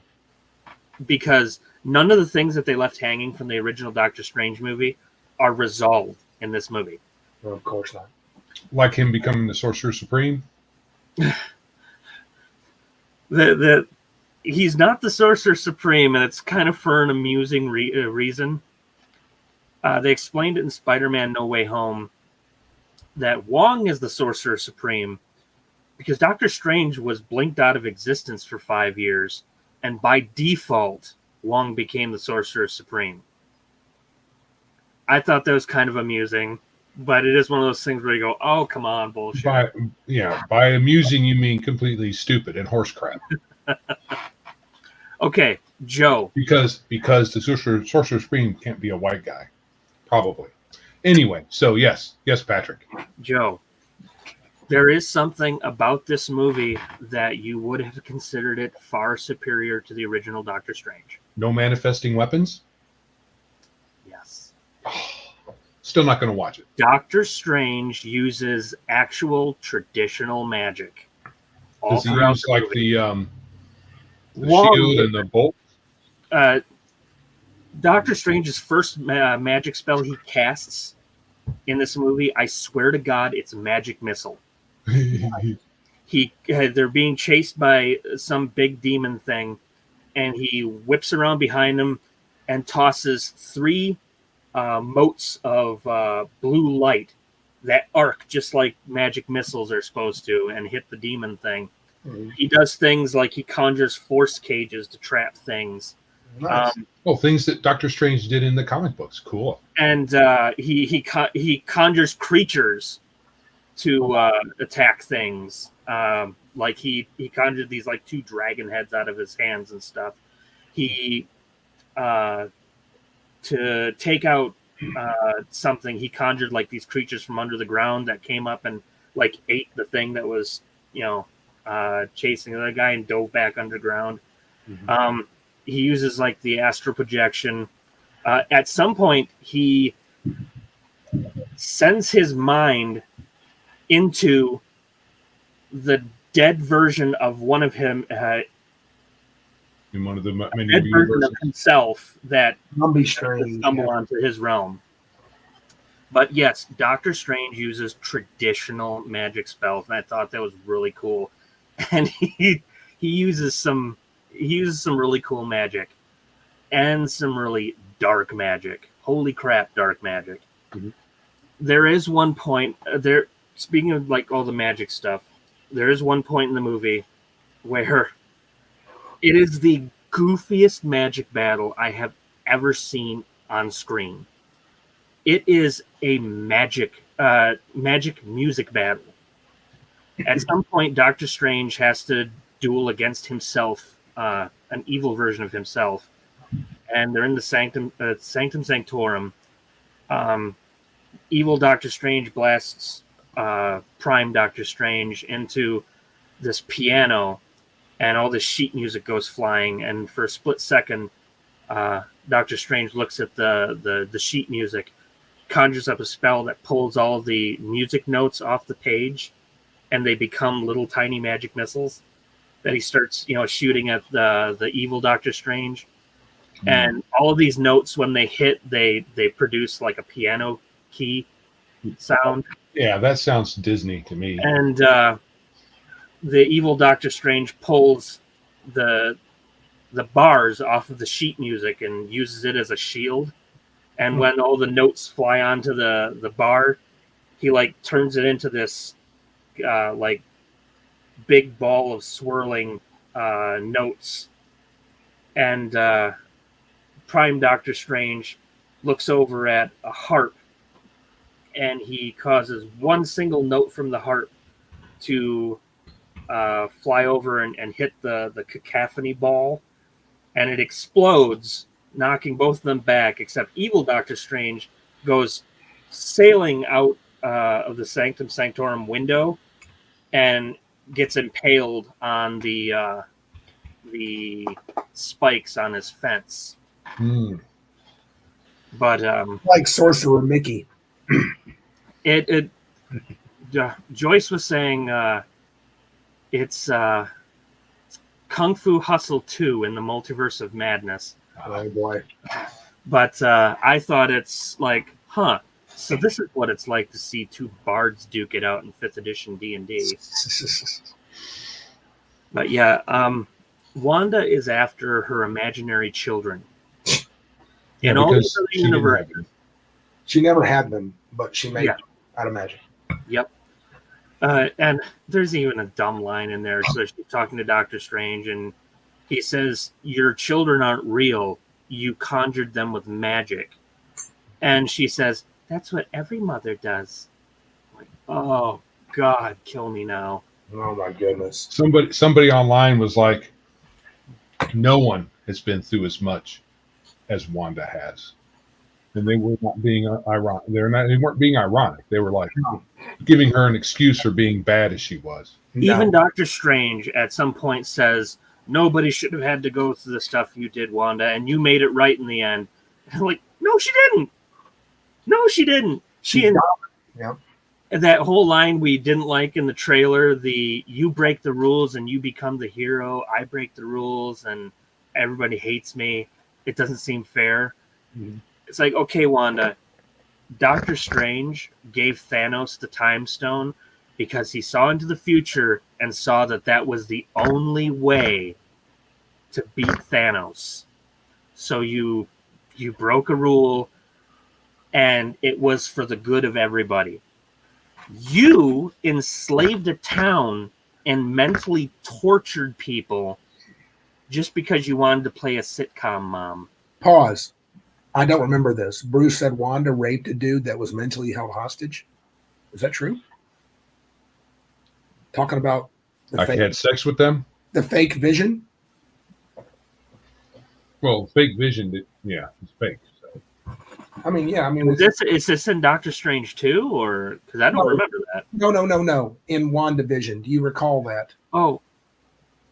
I don't recall that. Oh, I don't. I don't recall that unless you're talking about the Vision, maybe. I don't know. Yeah, Jean Grey. Yeah. Oh, yeah. Yeah, there's all kinds of examples of people who went through at least as much as she did, if not more. Oh, sure. Yep. But Wanda is after her imaginary children because in the multiverse, fake vision. Oh, okay. I get you. I get it. In other parts of the multiverse, her children are real. Now, the thing is, Wanda, you are played by Elizabeth Olsen. You are a beautiful woman. There are many men out there who would supply you those children if you would just find a boyfriend that didn't run on batteries. Right. That's because that's how biology works. Yeah. But no, she has to go to another universe, destroy one of her other selves, and steal her children. Oh my God. Yeah, because that's not evil. That is the impetus of the entire movie. Oh. So she, for some reason, knows about America Chavez or Puerto Rican Chavez or Brazilian Chavez or whatever. Hold on. She's Puerto Rican, except she's an alien. Yeah. She's from a multiverse. She's from another world. She's an alien? Yeah. She's from if I'm remembering the character. But the big thing about her is that there's only one of her. She's like the blue-haired progressive leftist snowflake's wet dream. There's only one of her. She's completely unique.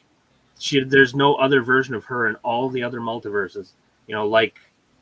Like there is of like Doctor Strange. There's only one of her. And she has the power to travel, to open portals to travel the multiverse. She is the only person who has this power, and Wanda is after this power so that she can go to some other universe. And America Chavez is pretty much the MacGuffin of the entire movie. Now, to the film's credit, this wasn't the America Chavez hour. Oh, she spends 99% of this movie being a damsel in distress that Doctor Strange has to save and protect. Because she can only... What does that mean? 616 on... That's like the prime universe of the Marvel comics, isn't it? 616? That sounds right. Yeah. What is 616? the number of the universe that basically the Prime Marvel comics are in. Oh. You know how they talk about Earth 714 and it's a Right. different universe. Earth Prime is 616. Gotcha. Yeah, I think that's it. But what was I? Oh yes, America Chavez, the MacGuffin of the entire movie, spends 99% of it being a damsel in distress, and only at the end of the movie does Doctor Strange give her the pep talk to, defeat Wanda. And that's, I think, the reason why people are calling it the Wanda Show, because Wanda is not defeated by Doctor Strange. Wanda defeats herself. Right, which means she's the hero and the villain of the story. Yeah. Which kind of lends it to being called the Wanda story. The Wanda movie, in a way. But the movie is primarily Doctor Strange. Now, the other thing I really don't like is all of the ass pull powers that Wanda got in this movie. She is immensely powerful. I mean, there is nothing that they can throw at her that she doesn't immediately have some other power to pull out of her ass to get her out of the situation. She's a Mary So they way OP'd her from her comic book origins, right? The Marvel Cinematic Universe gives her different powers from the comics. Yeah, the comics, she just had probability control or something like that. And this, she actually has like magic powers. She was a mutant mathematician in the 80s. Right. So Doctor Strange decides to take America Chavez to Camartage to keep her safe there. And since Doctor Strange didn't know that it was Wanda sending monsters to capture America Chavez, he goes to visit her and ask for her help. And that's when she tips her hand and lets Doctor Strange know, oh, no, I'm actually trying to capture her. And if you hand her over so that I can take her power from her, we're good. But stand in my way and I'll destroy you and everyone you love and all that stuff.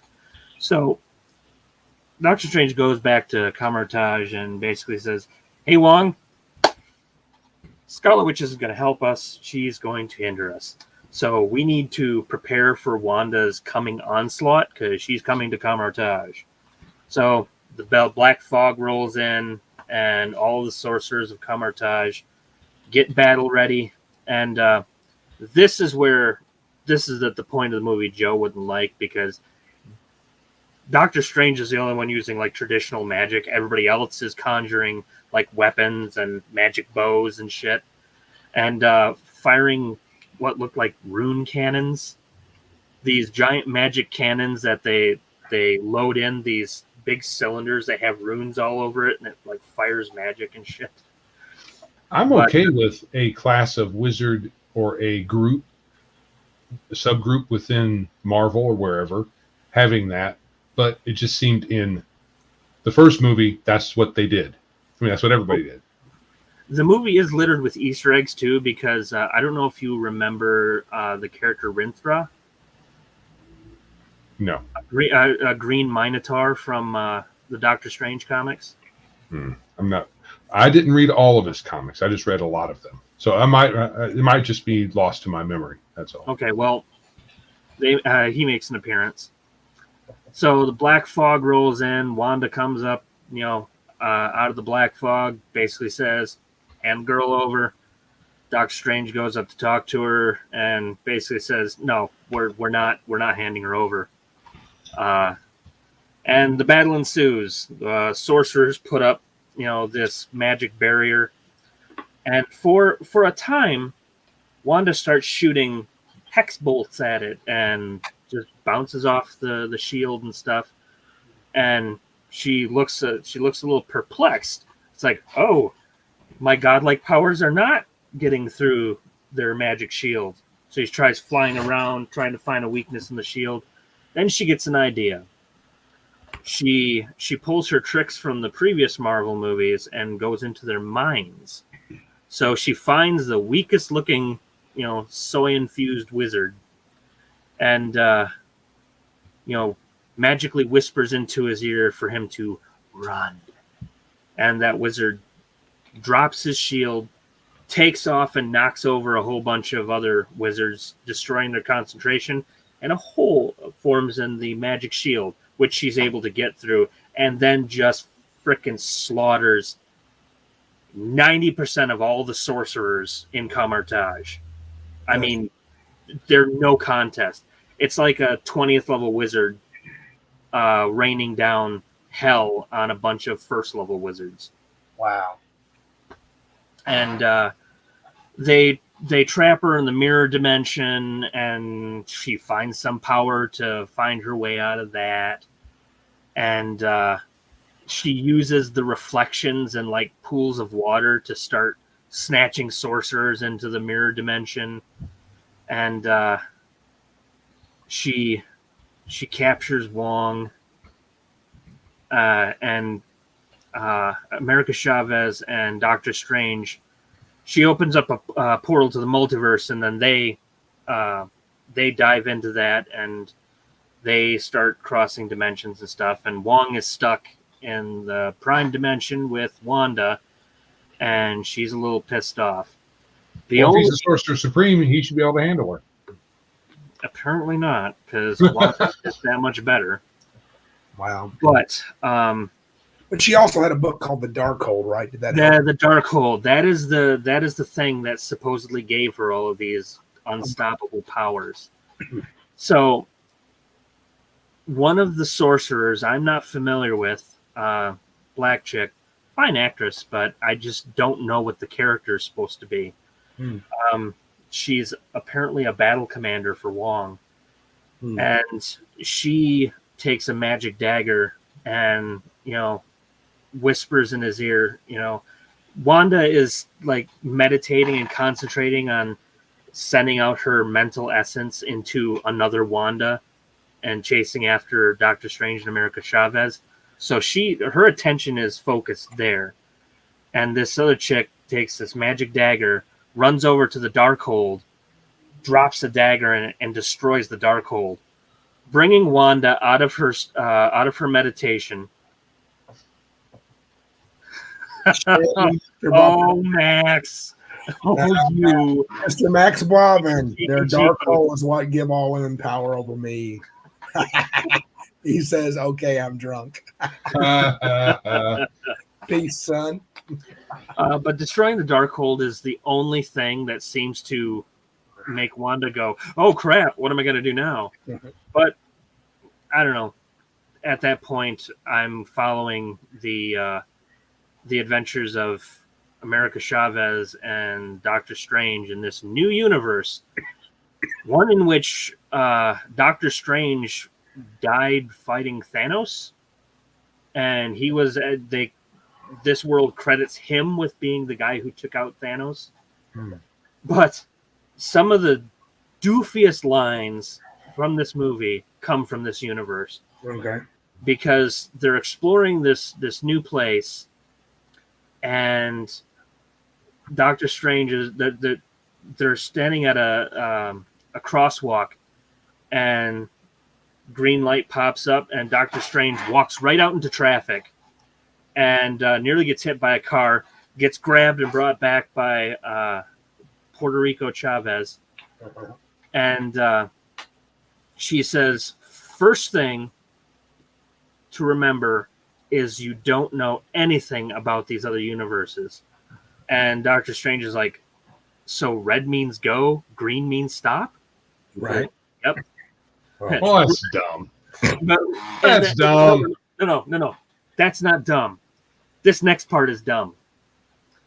And totally woke. Because you know that a woke person wrote this.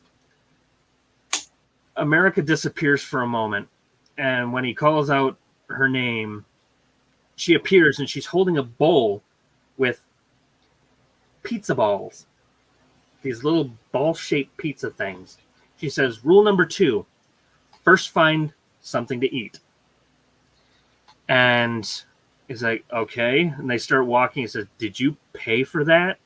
And she says, no. In fact, in most universes, food is free. You just take what you want. It's actually kind of strange that your universe pays for food. Yeah, that's dumb too. That's stupid. And then comes Bruce Campbell's cameo as the vendor she took the food from. And he says, hey, you didn't pay for that. She turns around all sheepishly and says, okay, maybe not in most universes you don't have to pay for food. And he gets into it with Doctor Strange, and Doctor Strange casts some spell on him to make him beat himself up for like a straight week. So Bruce Campbell is sitting here beating the shit out of himself, and they're walking away. And America says, how long is he going to do that? And he says, oh, about the end of the week. And it's not Bruce funny. Campbell, That's supposed to be funny. That's not funny. no, Yeah, not really. he wanted to pay for his stuff, so why make him beat himself up? Yeah. I mean, did he say some bad things? Perhaps, but so Maybe you should beat yourself up overcharging for services. Yeah, it was a little mean-spirited. Yeah. Next part is they stand on this circle on the pavement, and there's like an advertisement for this like service, like straight out of Total Recall, where they say, you know, we remember so that you don't forget, and it projects on a wall a deep memory of yours. And when Doctor Strange steps on it, he's having dinner with Christine, and it's the dinner where she gives him. Can you pause a second, Patrick? Sure. Martinson says that Bruce beating himself up is an homage to Evil Dead. Well- Yes, it is. And dude, that isn't the only homage to Evil Dead. It seemed like Sam Raimi put his hands in like finger paint and like took the entire roll of film and just slapped his hands all over it from beginning to end. This is totally a Sam Raimi film. Some folks think the reshoots destroyed Sam Raimi's vision of the film. And I'm wondering if they're going to put out a Sam Raimi cut, because I heard about these reshoots and all of these things that we were expecting to happen didn't happen. And they would have been cool if they did happen. And I'm wondering if the reshoots are the things that killed it. It's not that a dumb writer wrote this, says Max Bobbin, but nobody in the process said, no, that's dumb. True. Right. True. Yep. True. Yep. There was nobody there to tell the producers, no, that's stupid. It's the bad thing about these movies is they all have the same Iron Man vibe. Mm-hmm. Yep. And the Iron Man vibe is cracking jokes all the time. And Doctor Strange does not crack jokes. Nope. He walks around and is the boss of everything, but not in a pushy way. He just is. Mm-hmm. And the cracking jokes all the time thing ruins it. Yeah. I don't think it ruins it, but they could really tone down some of the wisecracking. I mean, there's a couple of things that I liked hearing Doctor Strange say. Like when they're fighting not Shumagorath in the beginning of the movie, they call it Gargantos because there's some sort of licensing issue, so they can't use the name Shumagorath. They're fighting Shumagorath, and Wong is for the moment getting his butt handed to him a little bit. Doctor Strange comes in, conjures some sort of magical blade in the air that chops off Shumagorath's tentacle that's holding Wong.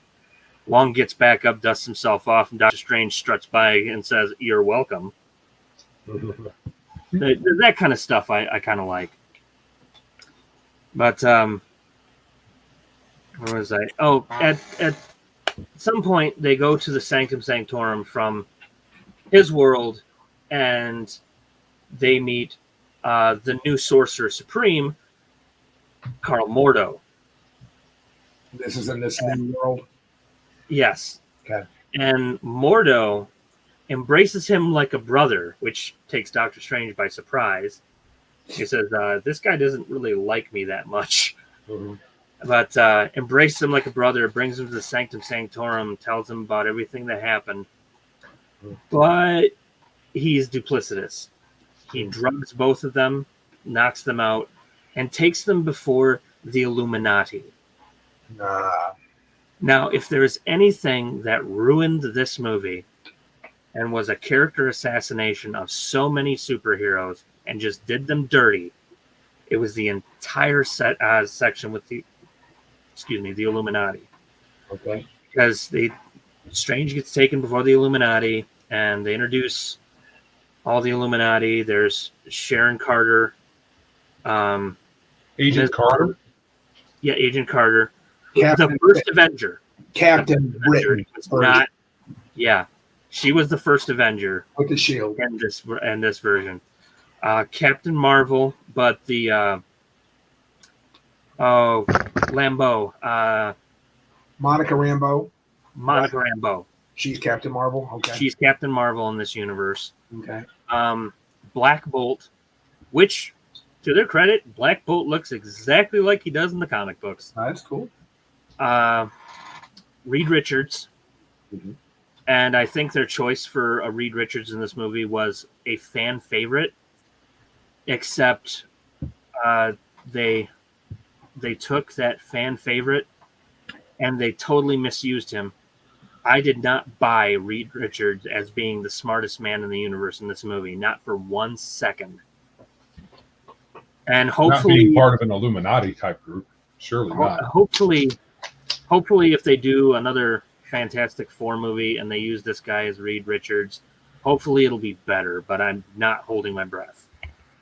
And then the final member of the Illuminati, Professor X. And it's Patrick Stewart at his worst. Patrick Stewart is just being taken through the ringer. They're taking every single one of his characters and totally ruining him. Picard is a disaster. He's participating, dude. It's a paycheck, and he probably agrees with some of it. Now, the cute thing I thought about the appearance of Professor X is he's in his classic yellow wheelchair thing from like the comics, and when he's introduced, he's floating in, and the music sting playing while he's entering is the original X-Men theme song from the animated series, which I thought was a cute homage. But they basically said that they tell Doctor Strange that in this universe, Doctor Strange didn't. He defeated Thanos, but he did so much bad shit trying to defeat Thanos that he destroyed a whole other universe, and they had to make him pay for it. And Doctor Strange submitted to corporal punishment, and he says goodbye to Professor X, and Black Bolt whispers "I'm sorry" at him and just like atomizes him. But to keep him as a good memory, they erected some statue, and they tell the story about he single-handedly defeated Thanos, and because the world needs heroes, according to Professor X. But you should kill them. Whatever. If they happen to destroy another universe. And they're really sorry for it. But Doctor Strange says, look, I'm not the problem. Wanda is coming here for America Chavez, and the Darkhold has given her the power to dreamwalk. Mm-hmm. Now, the concept of dreamwalking is that the reason Doctor Strange is seeing all these dream visions of himself dying and trying to protect this girl is because dreams are our minds experiencing another part of the multiverse, which I thought it was a cool concept. And dream walking actually allows you to step into another body of yourself in another universe. It's like kind of the back door for America Chavez's power, which if Wanda had that power to dream walk to begin with, why didn't she just go into this other Wanda's body and just, I don't know, set up shop there, live there, and have his kids? Right. In fact, she does this. She does this in the movie. And it pisses me off because she could have just stayed there. No, she has to go get America Chavez because, I don't know, her thighs are too big or something in this universe. I don't know why she didn't just want to keep the body and the kids. Oh my. But nope, she goes to the Illuminati headquarters and Doctor Strange says, Wanda's coming and she can do some shit. And the Illuminati's like, we're more worried about you, Mr. Jerk Stephen Strange. We can handle her and her dream walking. And Doctor Strange's like, okay. But Wanda comes in and the Illuminati takes off to go fight her. And it is the most pathetic display of superheroes battling each other that I have ever seen, ever, in any movie. Wow. So the Illuminati, Black Bolt, Reed Richards, Sharon Carter, and Captain Marvel all meet her at the lobby of the building. And they say, you got to get through us. And I don't know what threat she made, but Reed Richards says, listen, Wanda, a single word from Black Bolt would destroy you utterly. A word from his mouth would destroy you utterly. And she looks up and she says, what mouth? Cuts to Black Bolt. He has no mouth. And then he makes some sort of vocalization in his throat, which activates his power and blows a hole clean right out of the back of his skull, killing Black Bolt instantly. Oh my goodness. And the same dude that had killed the Doctor Strange in that world. Oh my God. Because Doctor Strange was also on his knees and saying, okay, I'm ready to die. But wait a minute. Our Doctor Strange or the other world? No. The other world's Doctor Strange. Okay. So he couldn't have just walked up to her and said the word or whatever and just. This is a terribly convoluted, unnecessary plot. Yeah. Reed Richards gets turned into spaghetti. Yeah, what's he literally? She like unravels him into all these little pool noodles, and then blows up his head. Yeah, but he's smart. His stretchiness is just added goo. He's supposed to be smart. That's what his. He's supposed to be smart. That's the operative word. Supposed to be. But she takes him out just like that. So the guys are like. Question. How come Professor X hasn't already shut her down? That's the best part. Oh. So the two gentlemen last precisely 3 seconds with Wanda. Sharon Carter and Captain Marvel, they last 30 because the women have to last longer. Sure, because they're better. Yeah. Eventually, Wanda telekinetically takes Carter's shield and bisects her with it. Jeez. And then she, after having a Dragon Ball Z power battle with Captain Marvel, Wanda drops a statue on her. Then comes Professor X. Wanda, stop! And he uses his mind powers, reaches into her mind, and it's him walking around in this white field, and there's rubble, and there's a Wanda trying to reach out of the rubble, and he's like, if I can pull you out of this, I can save you, I can help you. He's trying to help the Wanda that's inside, that's being suppressed by our Wanda. The dark hole. And all of a sudden, this red mist creeps up right behind him, and Scarlet Witch comes, snaps his neck, and then cut to real life where he just goes, yeah, took out Professor X, the most powerful freaking telepath in the universe, like a bitch. All right, so every single character death in here was followed by me shouting in the theater, bullshit. Yeah. Black Bolt dies. Bullshit. So question for you. It sounds like a Wanda show. Right. So question for you though. You said there were 5 things they did. I mean, apart from I was scene. So it 5 things. It was hyperbole. I was saying, for every good thing they did, so many more bad things. Okay. So you didn't have 5 distinct. Not things. 5 distinct things, no, okay. But we're way past like 5 now. Okay. Yeah. But eventually, they get sent back to the world where Wanda has Wong tell her where another version of the Darkhold. The Darkhold is actually transcribed. Oh, maybe, I don't know. They didn't take my picture or anything. But she tortures a couple of the sorcerers to get Wong to tell Scarlet Witch where a replacement for the Darkhold is. And apparently the Darkhold is transcribed from this like Mount Doom place where it's a castle on top of a mountain that's in the Forbidden Zone that has the spells on all of the walls. And she has Wong take her there. And so she's captured America Chavez, and she's got her, right where she wants her. She's going to drain her powers.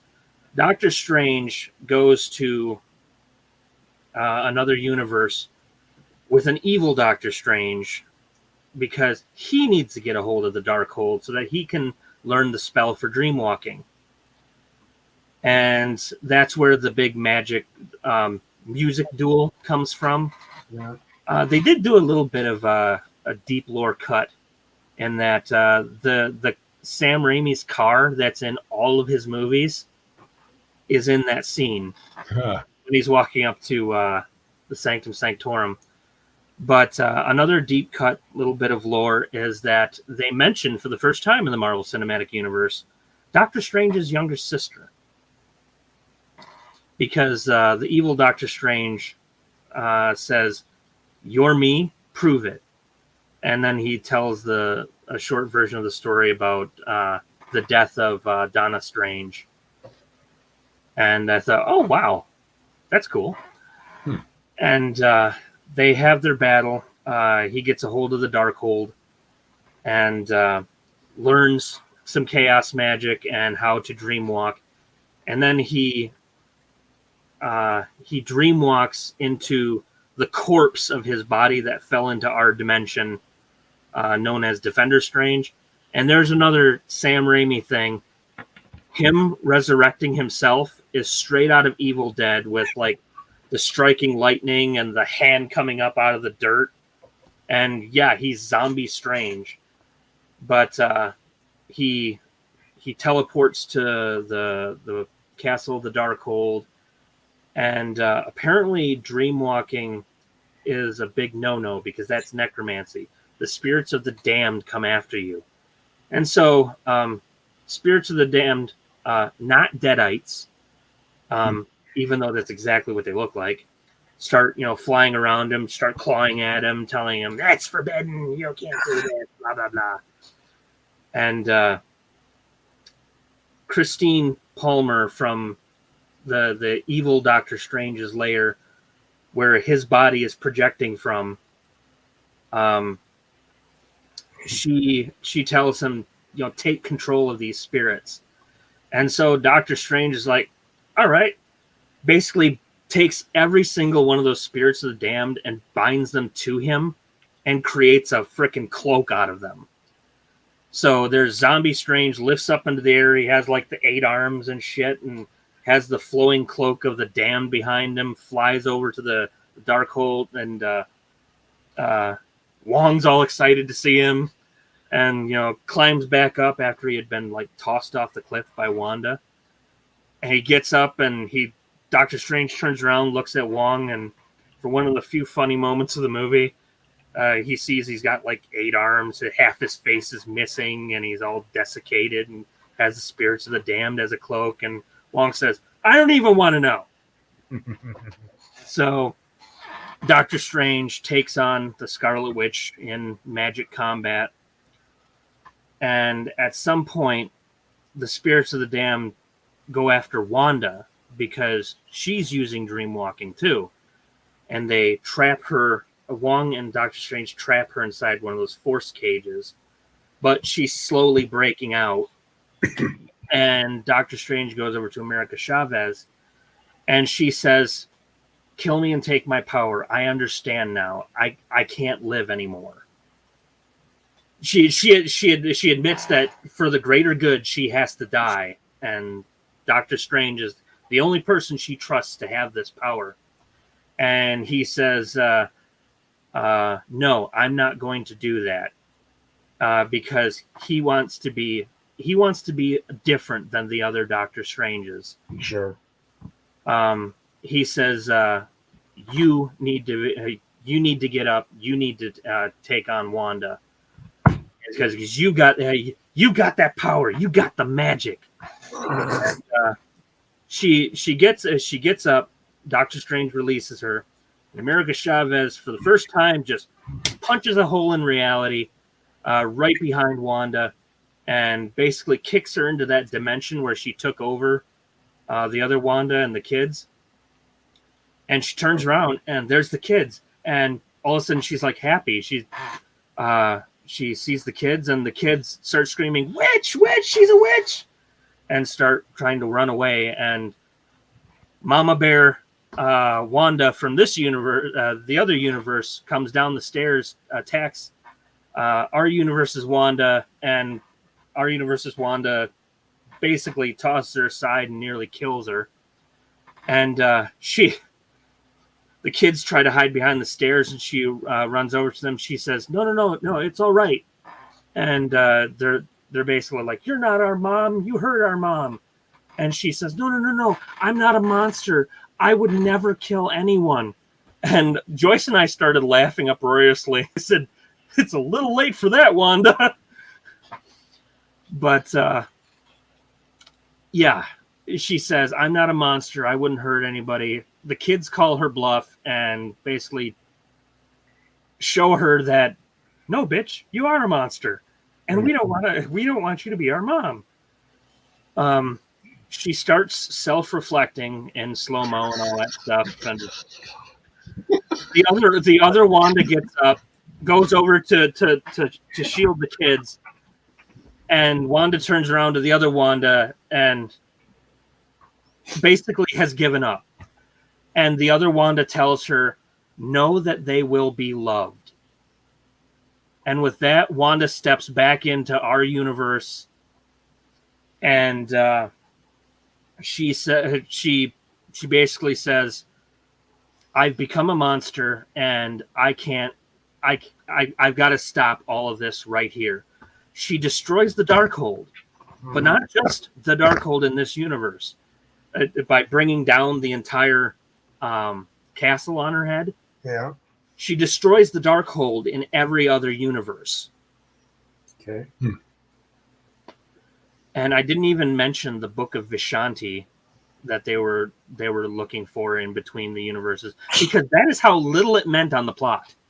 Because Doctor Strange is supposed to already have the Book of the Vishanti. Yes. Did she kill herself? She killed herself. Okay. Well, we don't see a body, so okay. They can bring her back. I have a But question. what? How is Strange not just the school bus and Wanda's driving the story? It's basically at the end where Wanda takes over the story by defeating herself. Yeah. And yes, Killraven, that was a good point to call bullshit. Yeah. Doctor Strange goes. The next scene is at Kamartaj, and Wong and Doctor Strange are replenishing the ranks of the sorcerers and rebuilding Kamartaj. And it's like, wow, they either Wanda didn't kill all of them, or they replenished their ranks rather quickly. All right.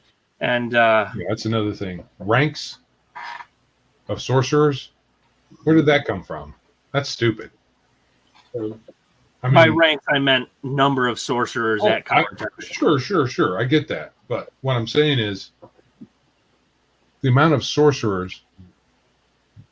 It's not like that. It's not like they have a training grounds and there's graduates every year, like in Harry Potter. Potter. It's not like that. The ancient one had one apprentice he chose. One, he didn't have all these folks running around like they had in the movie. He had one apprentice. He was choosing between Mordo and Strange, and that was it. And he only chose between them two because Strange happened to come in the middle of Mordo's evaluation, which he wasn't going to make it anyway because the ancient one knew he was a bad guy. He was just keeping him around until he screwed up. So they're rebuilding Kamartaj, and Doctor Strange talks about the new student seems to be doing well, and it cuts to America Chavez in a sorcerer's robe, and they're doing that scene from where they're trying out their sling rings and opening portals, except everybody else is like opening portals, and America Chavez is trying it, but she only creates tiny little sparks. And Doctor Strange says good day to Wong, bows to him because that was some point Wong made earlier. It is traditional to bow to the Sorcerer Supreme. Mm-hmm. Strange finally bows to him, opens up a portal to Sanctum Sanctorum, is about to leave. America says, hold on.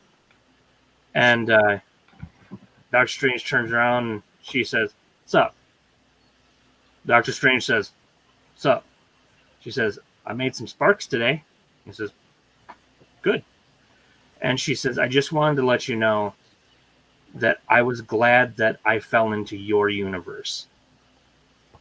And he does the repeating trope by saying, so am I, kid. So am I.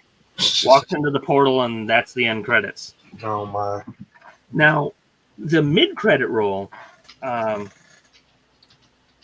that wasn't the end credits. They showed Doctor Strange rebuilding the cracked watch that Christine gave him. Mm-hmm. And I guess it's to show that Doctor Strange is finally moving on because he had to attend Christine's wedding in the beginning of the movie. Mm-hmm. And apparently she's marrying a guy that was embarrassing enough to her, a Doctor Strange fanboy. And Doctor Strange is like, oh, this is weird. But he walks out. He goes for a walk out in the New York streets, and all of a sudden he gets hit by the mother of all migraines, drops to his knees in the middle of traffic, and starts screaming, reels back, and a third eye opens on his head. So I think the Darkhold, the stuff he learned from the Darkhold, means that the Darkhold kind of hijacked him. Wow. I think part of the Darkhold's now in him. Yeah. Mid-credit sequence was kind of cool because they introduced a new character directly from the Doctor Strange comics, Clea. Oh, yeah. She's played by Charlize Theron, so at least she's a pretty Clea. An old Clea. Charlize is old. Clea is young. But she goes and cuts open a hole into the dark dimension. She says, Doctor Strange, you've caused another incursion, and you're going to help me fix it, unless you're afraid. And he waves his hand, all of his robe of the cloak of levitation, his sorcerer's garb, opens up his third eye, and he says, not on your life, let's go. And they walk into the dark dimension, and that's the end of that mid-reel. Unless you're afraid. That's dumb. The last after credit sequence basically cuts back to Bruce Campbell's character still punching himself. Mm-hmm. And then finally he stops. He opens his hand and he says, "It's over." And it's like, okay, yeah. So I think that there were things in this movie that I did like, more things in this movie that I disliked, and I think that there was the DNA of a good movie in here, but just the DNA. It got horribly mutated when it got to the cutting room floor, and some of the stuff, well, a lot of it doesn't make sense. But I really, really wanted to enjoy this movie. Lots of stuff I couldn't enjoy, but I think there was the DNA for a good movie in there, and had Sam Raimi been given a better script, I think it would have been a lot better movie. I think what they did was they set our expectations way too high by promising all this stuff that was rumored to be in the movie. If this stuff was in the movie, I think it would have been a better movie. So I think that these reshoots, probably killed a lot of the movie. I don't know, Patrick. Your description, it sounds horrific. It sounds worse than the Batman to me. It sounds like, and I mean that in the sense that it sounds like we're all nerds here. That was fairly hard to follow. I'm thinking of my wife and regular people. Yeah, I don't know. The movie itself, by design, I think was hard to follow, because you're jumping universes, you're cutting back between universes, and did we lose Joe? I think so. He's probably doing something. Martinson said it's a lead into Secret Wars. At this point, I don't care. Well, yeah, and he said old school Battle World. Killraven says, aren't they gearing for a shittier version of Secret Invasion? Oh God, I hope not. But I never read it, so I don't. It doesn't. At the end of the movie, it said Doctor Strange will return, and I'm like, oh joy. I won't watch. I'm not. You told me enough. You told me the whole thing. I'm out. But I'm out of Marvel anyway. But yeah, thanks for doing that, man. I really appreciate it. I don't suffer through it, so you don't have to. Yeah. So I appreciate it. Like I said, there were things I did genuinely like about this movie, but there was more stuff that I didn't like, and their humor is sounding like it's getting really weak. Marvel's like running out of jokes. Okay, well, if Joe comes back, we'll remind you to subscribe. I do want to move on to the last segment today. I'm not sure how long this will be. I want to talk a Cabin Con moment. We have 2 days. Patrick is one of the few, the proud, the Cabin Con attendees, our T-shirt guy. What do you think, man? 2 days. You've been counting down on the website, on the Facebook page, and Joe's here. I've been using the Vince McMahon meme of him getting more and more excited. Yeah. What about you, Joe? You all ready for it? I'm about halfway packed. Yeah, I haven't even started packing because the school started this week in this stupid laryngitis crap. But I will get it done tomorrow. I haven't been able to do crap. So I'm not bringing my computer. We're not doing any episodes at Cabin Con, or am I wrong? We're not doing any streaming. That's for sure. For sure. I know Patrick said he was going to bring his camera, so we could maybe do little bits here and there. Okay. And then put them together for like a after action, after Cabin Con kind of spectacular. Yeah, I'm taking Cabin Con off as a GM. Joe's possibly doing some Hackmaster initiative and combat testing. Patrick's running quite a few games. Are you all ready? Are your games, all your ducks in a row? You ready to run those games? I A good amount of work is going to happen tomorrow after I get out of work. Oh my! Nothing like waiting till last minute, brother.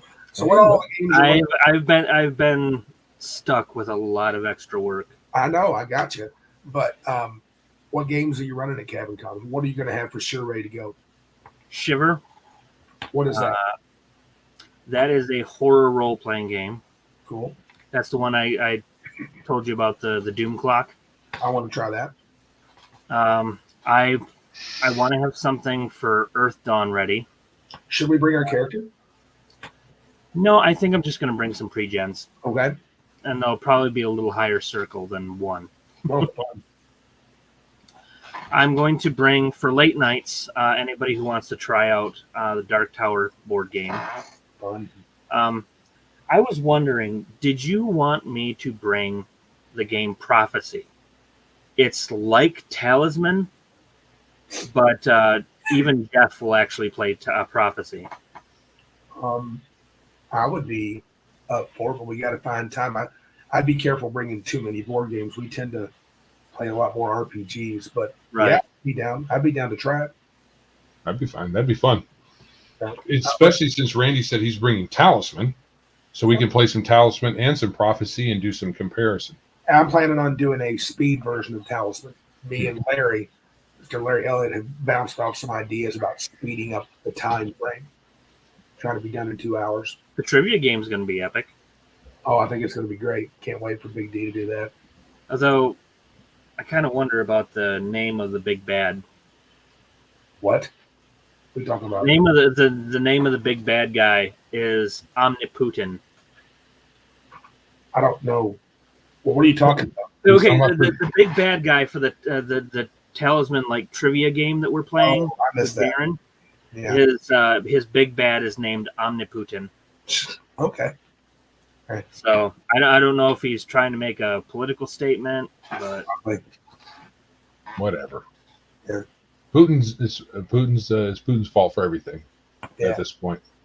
Yeah, so we will be gaming in 2 days, hardcore. Cabin conning. We'll have a report next week. Please subscribe and like this podcast. Thank you, Patrick, for giving us that super detailed review. And thanks, everybody, for showing up. It's been awesome. Like and subscribe. If you would like to support our show, please like, subscribe, share where you are listening and viewing. We do podcasts on Stitcher, Spotify, Apple Podcasts, pretty much everywhere. Cash support is PayPal at paypal.me/biggestgeekus. We have a tip jar on Streamlabs, Anchor on the web, www.biggestgeekuspodcast.com, and email at thegeeks@biggestgeekuspodcast.com. We're on all the socials, right, Joe? Facebook, We are. Twitter. All the important ones, I guess. Yeah, and our videos on Odyssey and YouTube. Anything else you guys want to say before we wrap this puppy up tonight? I don't think so. We've gone long, but that's fine. That's cool. All right, guys. Well, this is Randy. And this is Joe. this is Patrick. And remember, can't be geeks like us. No, you can't be big like us. Be big like us. You guys know it. Good night.